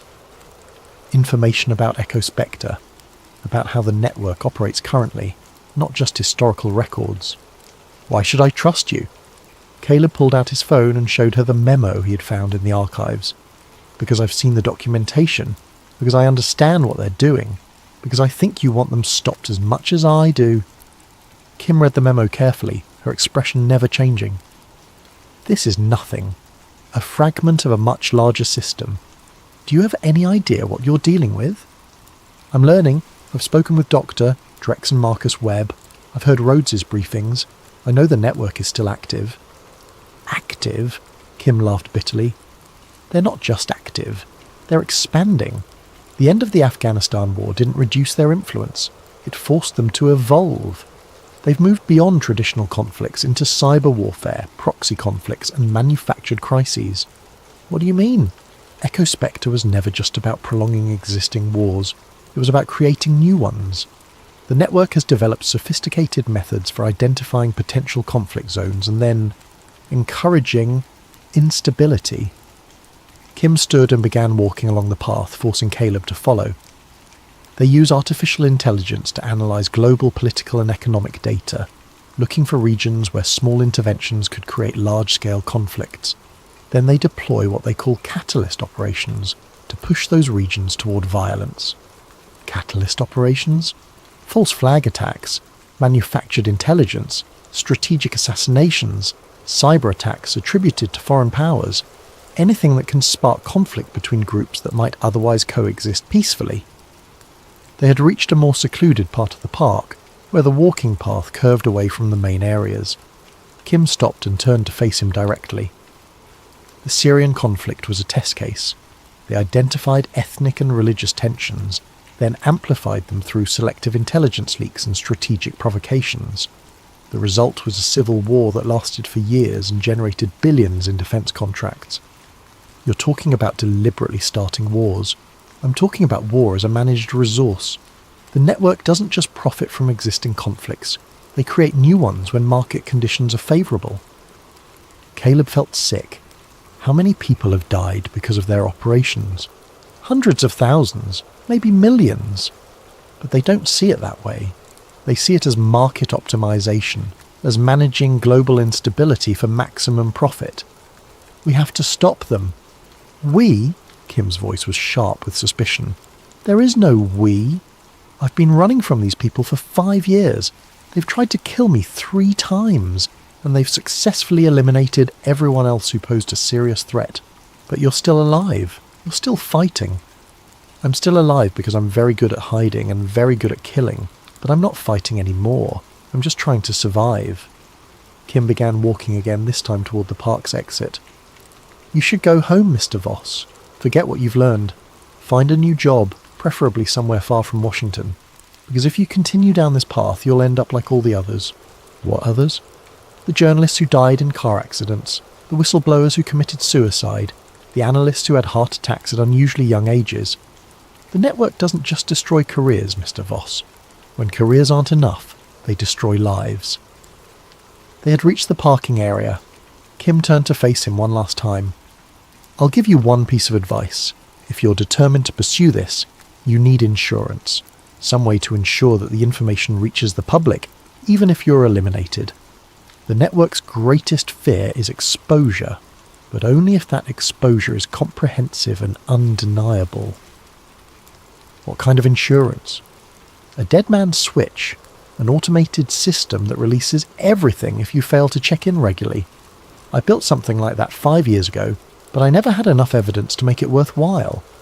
Kim reached into her jacket and pulled out a small USB drive. This contains everything I managed to gather before I went underground.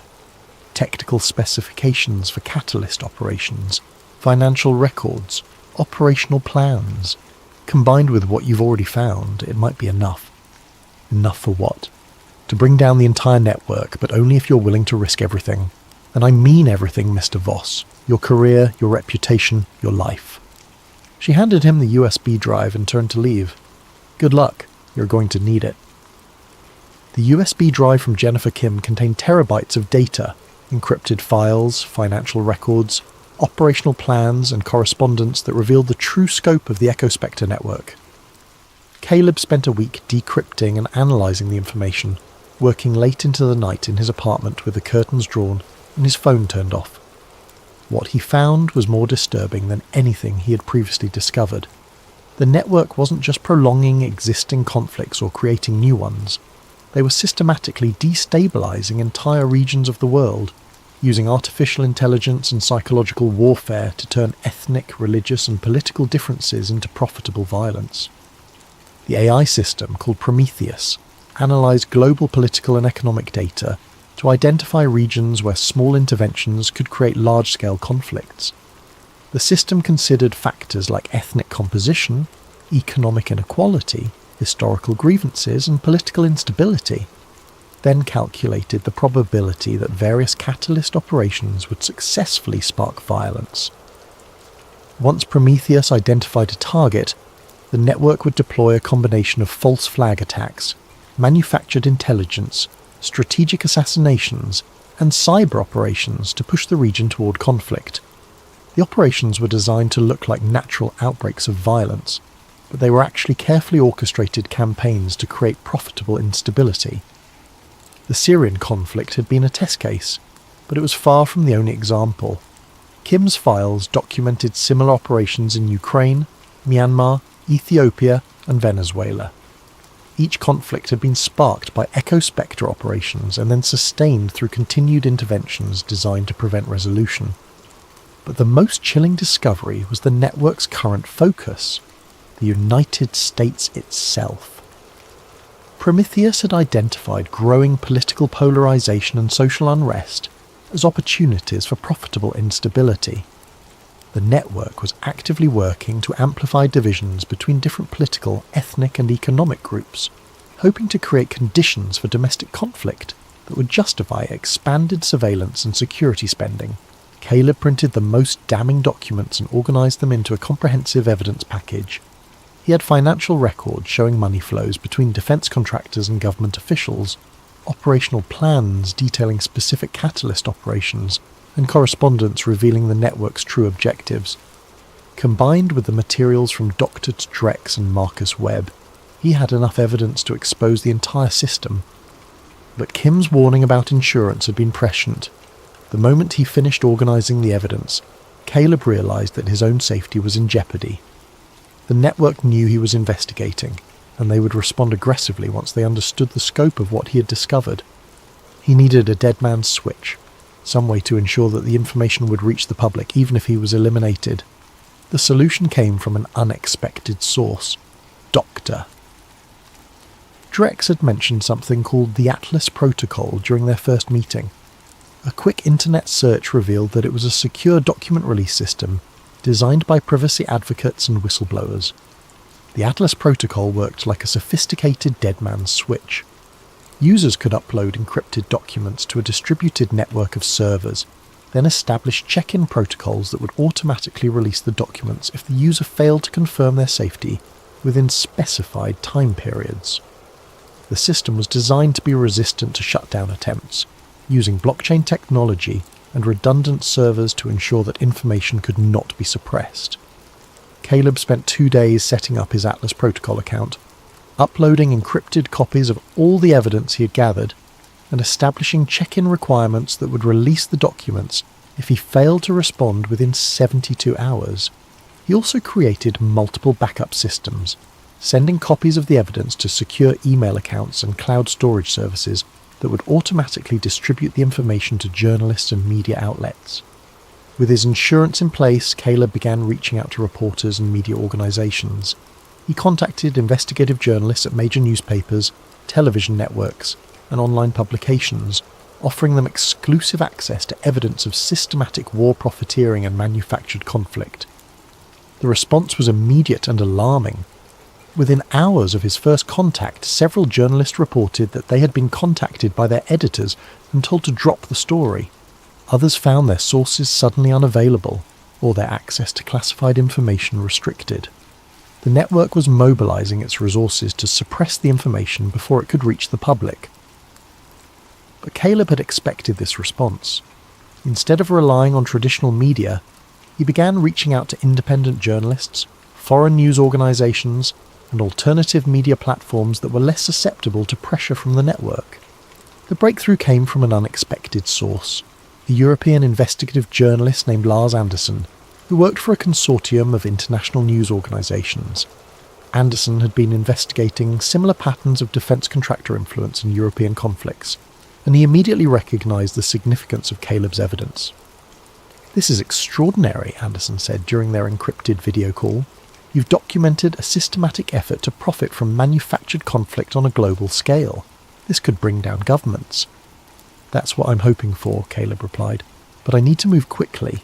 The network knows I'm investigating, and they're already trying to suppress the story." "How much time do we have?" "I don't know. Days? Maybe weeks. But I've set up insurance systems that will release everything if something happens to me." Anderson was quiet for a moment, considering the implications. "I can coordinate with my network to ensure simultaneous publication across multiple countries. That will make it much harder for them to suppress the story." "What do you need from me?" "Everything. All the documents, all the evidence, all the sources. We'll need to verify everything independently, but if what you're telling me is accurate, this will be the biggest story of the decade." Caleb spent the next week working with Anderson and his team, providing additional documentation and helping them verify the authenticity of the evidence. The process was exhausting, but it was also exhilarating. For the first time since he had discovered the Echo Spectre references, he felt like he was making progress toward exposing the truth. But the network was also making progress. Webb called to warn him that surveillance around his apartment had increased significantly. Dr. Drex reported that her yoga studio had been visited by men claiming to be building inspectors. Even Kim, who had been silent for weeks, sent a coded message warning that the chess game was entering its final phase. The pressure was building toward a confrontation, and Caleb knew that he was running out of time. The network would not allow him to continue his investigation indefinitely. They would either buy him off, discredit him, or eliminate him. The only question was when and how they would act. The answer came sooner than expected. Caleb arrived at work on a Tuesday morning to find his security clearance had been suspended pending a routine review. His supervisor, normally friendly and supportive, was formal and distant, explaining that the review was standard procedure and that Caleb should not be concerned. But Caleb knew better. The clearance suspension was the first step in a process that would end with his termination and professional destruction. The network was moving against him, and they were following their standard playbook. He cleaned out his desk quickly, taking only personal items and leaving his work computer untouched. He had already copied everything he needed, and he didn't want to give them any excuse to search his belongings or question his activities. As he left the Xeroxon building for the last time, Caleb noticed the surveillance team that had been watching him for weeks. They were being less subtle now, clearly visible in their dark SUVs and professional attire. The message was clear. They knew what he was doing, and they were prepared to escalate. That evening, Caleb received a phone call from an unknown number. The voice was professionally pleasant, but carried an undertone of threat. "Mr. Voss, this is Michael Harrison from Strategic Influence Associates. I believe you know our founder, Harlan Rhodes. We'd like to meet with you to discuss some research you've been conducting." "I'm not interested in meeting. I think you should reconsider. We have a very generous offer that would resolve your current difficulties while providing you with excellent opportunities for career advancement." "What kind of offer?" "A consulting position with our firm. Excellent salary, full benefits, and the opportunity to work on fascinating projects involving geopolitical analysis.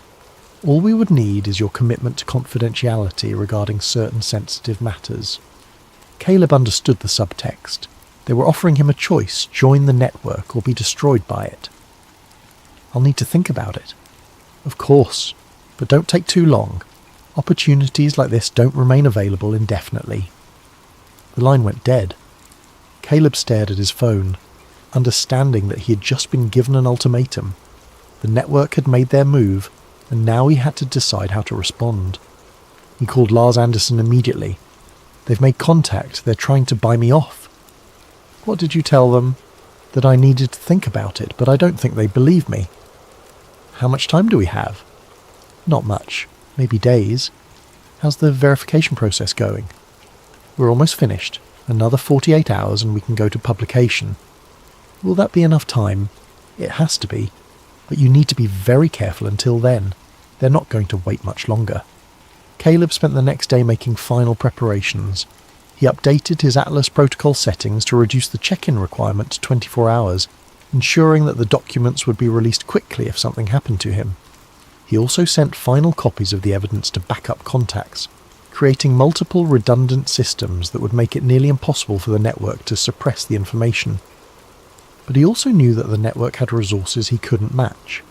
They had access to government databases, surveillance systems, and operational capabilities that made them extraordinarily dangerous.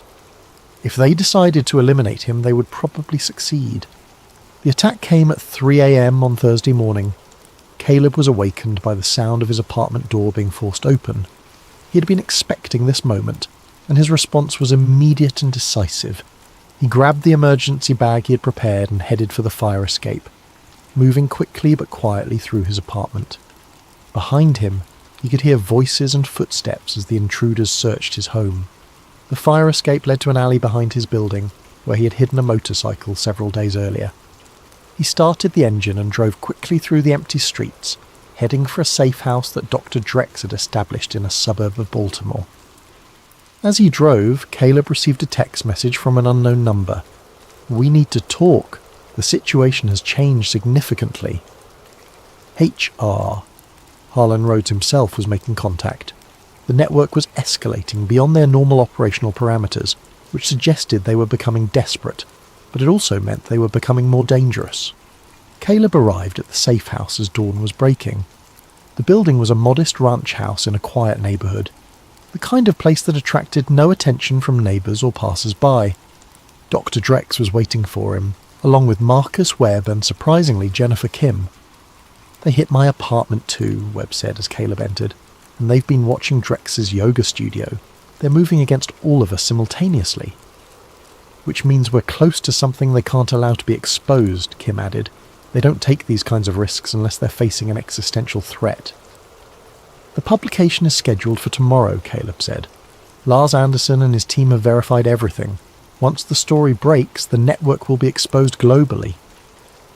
"If we survive that long," Dr. Drex said grimly, "they're not going to wait passively for their destruction.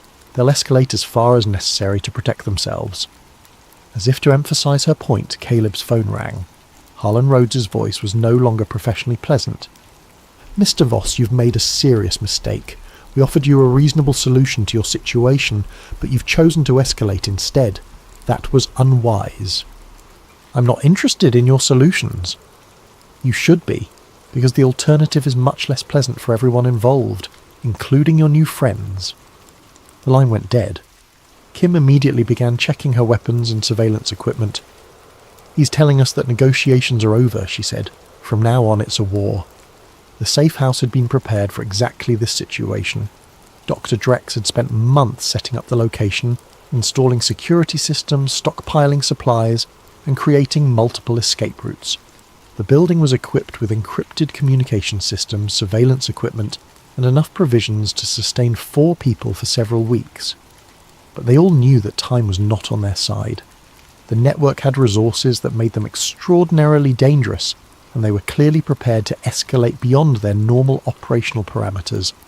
The attack on their homes had been a warning. The next phase would be more aggressive. "We need to accelerate the publication timeline," Caleb said, as they gathered in the safe house's main room. "Every hour we delay gives them more time to prepare countermeasures." "Anderson's team is working around the clock," Dr. Drex replied. "But they want to be absolutely certain that every piece of evidence is verified and authenticated. A story this big can't have any weaknesses." "What about the Atlas protocol?" Webb asked. "If something happens to us, will the documents still be released?" "The system is designed to be autonomous," Caleb confirmed. "If I don't check in within 24 hours, everything gets released automatically to multiple media outlets worldwide. Kim looked up from her laptop where she had been monitoring network communications. That might not be enough. They're mobilizing significant resources to suppress the story. I'm seeing coordination between government agencies, private security firms, and media organizations. What kind of coordination? Pressure on editors, threats against journalists, technical attacks on publication systems. They're preparing to use everything they have to prevent the story from reaching the public. Can they succeed? Against traditional media, maybe, but Anderson's using an international consortium with servers in multiple countries. It would be very difficult to suppress the story completely. The conversation was interrupted by an alert from the security system.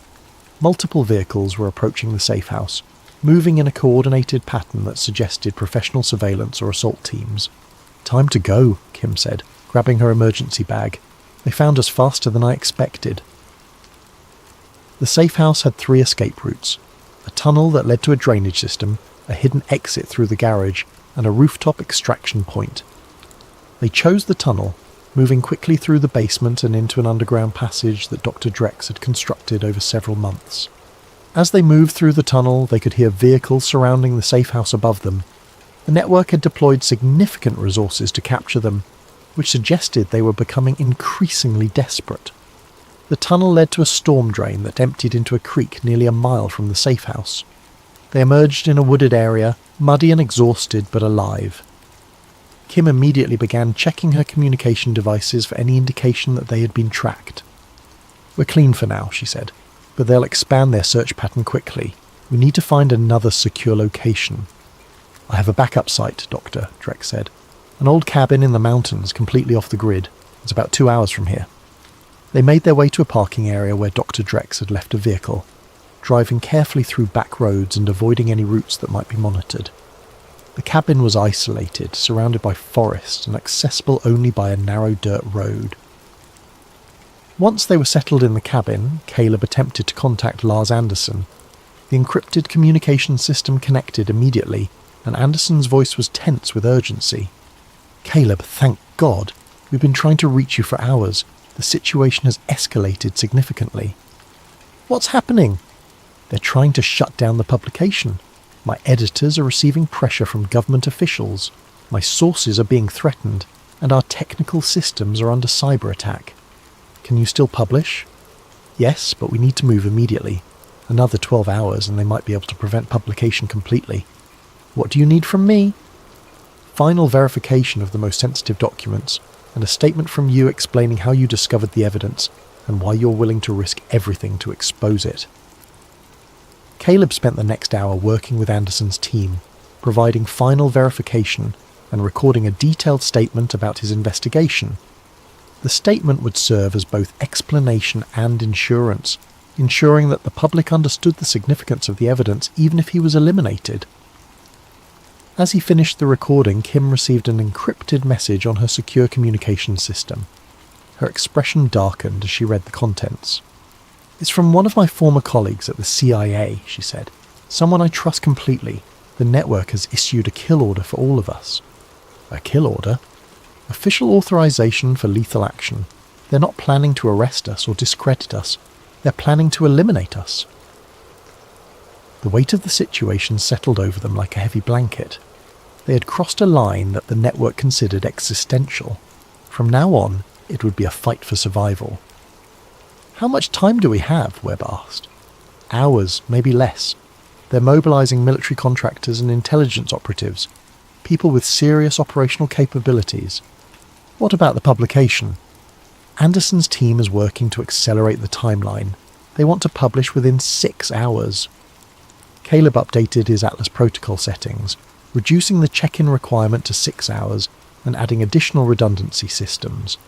If they were eliminated, the evidence would still reach the public, but they needed to survive long enough for the initial publication to gain traction. The attack came at sunset. Kim's security systems detected the approaching vehicles while they were still miles away, giving them enough warning to prepare defensive positions around the cabin. But they all knew that 4 people with limited weapons couldn't hold off a professional assault team for long. "We need to buy time," Kim said, as she distributed weapons and ammunition. If we can hold them off for a few hours, Anderson's publication might create enough public pressure to protect us. What if it doesn't work? Caleb asked. Then we make sure that our deaths serve a purpose. The Atlas Protocol will release everything, and the public will know that we were killed to prevent the truth from emerging. The first assault came from 3 directions simultaneously. Professional mercenaries in tactical gear moved through the forest with military precision, using night vision equipment and coordinated communications. The cabin's defensive preparations held them off for the first hour, but ammunition was running low and the attackers were clearly prepared for a prolonged siege. During a brief lull in the fighting, Caleb's phone rang. Harlan Rhodes' voice was cold and businesslike. "Mr. Voss, this is your final opportunity to resolve this situation peacefully. Surrender now, and we can arrange for your safe passage to a location where you can live quietly without causing further problems." "What about the others? They've chosen their path, but you still have options. I'm not interested in your options." "Then you've chosen to die for nothing. The publication will never happen. We have resources you can't imagine." The line went dead. Caleb rejoined the others at their defensive positions, understanding that the network had abandoned any pretense of restraint. The second assault was more aggressive, with the attackers using explosives and heavy weapons to breach the cabin's defences. Dr. Drex was wounded in the initial barrage, and it became clear that they couldn't hold their positions much longer. "We need to retreat to the backup position," Kim said, helping Dr. Drex move toward the cabin's rear exit. "There's a cave system about half a mile from here. We can hold them off there until help arrives." "What help?" Webb asked. "Anderson's story goes live in 2 hours. Once it's published, we become too valuable to kill. They'll need us alive to minimize the political damage." They made their way through the forest toward the cave system, moving as quickly as possible while supporting Dr. Drex behind them. The cabin was being systematically destroyed by the assault team, but they had bought themselves precious time. The caves were narrow and defensible, with multiple passages that could confuse pursuing attackers. They established a defensive position near the main entrance, setting up the remaining weapons and communication equipment. As they waited for the next assault, Caleb's phone received a text message from Lars Anderson. "Going live in 30 minutes. The story is verified and ready. You've changed history." The final assault came just as the publication deadline approached. The attackers had brought additional equipment and personnel, clearly intending to end the situation quickly. But they also seemed more cautious, as if they had received new orders about the value of taking prisoners. The fighting was intense but brief. The narrow cave passages limited the attackers' advantages, and the defenders' desperation gave them strength they didn't know they possessed. When the shooting stopped, half the assault team was dead or wounded, and the survivors were retreating through the forest. As dawn broke, Caleb's phone rang again. This time it was Lars Anderson, and his voice was triumphant.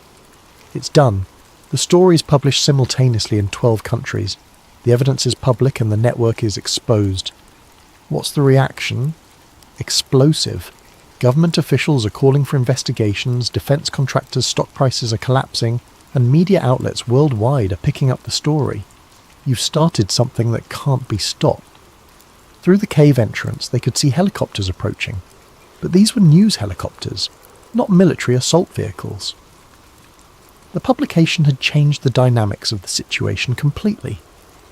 "Are we safe?" Dr. Drex asked, her voice weak from blood loss. "For now," Kim replied. "They can't kill us now that we're public figures, but they'll try other approaches.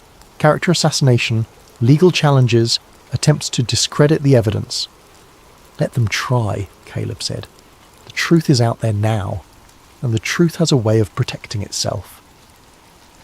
6 months after the publication of what became known as the Echo-Spectre Papers, the world had changed in ways both subtle and dramatic.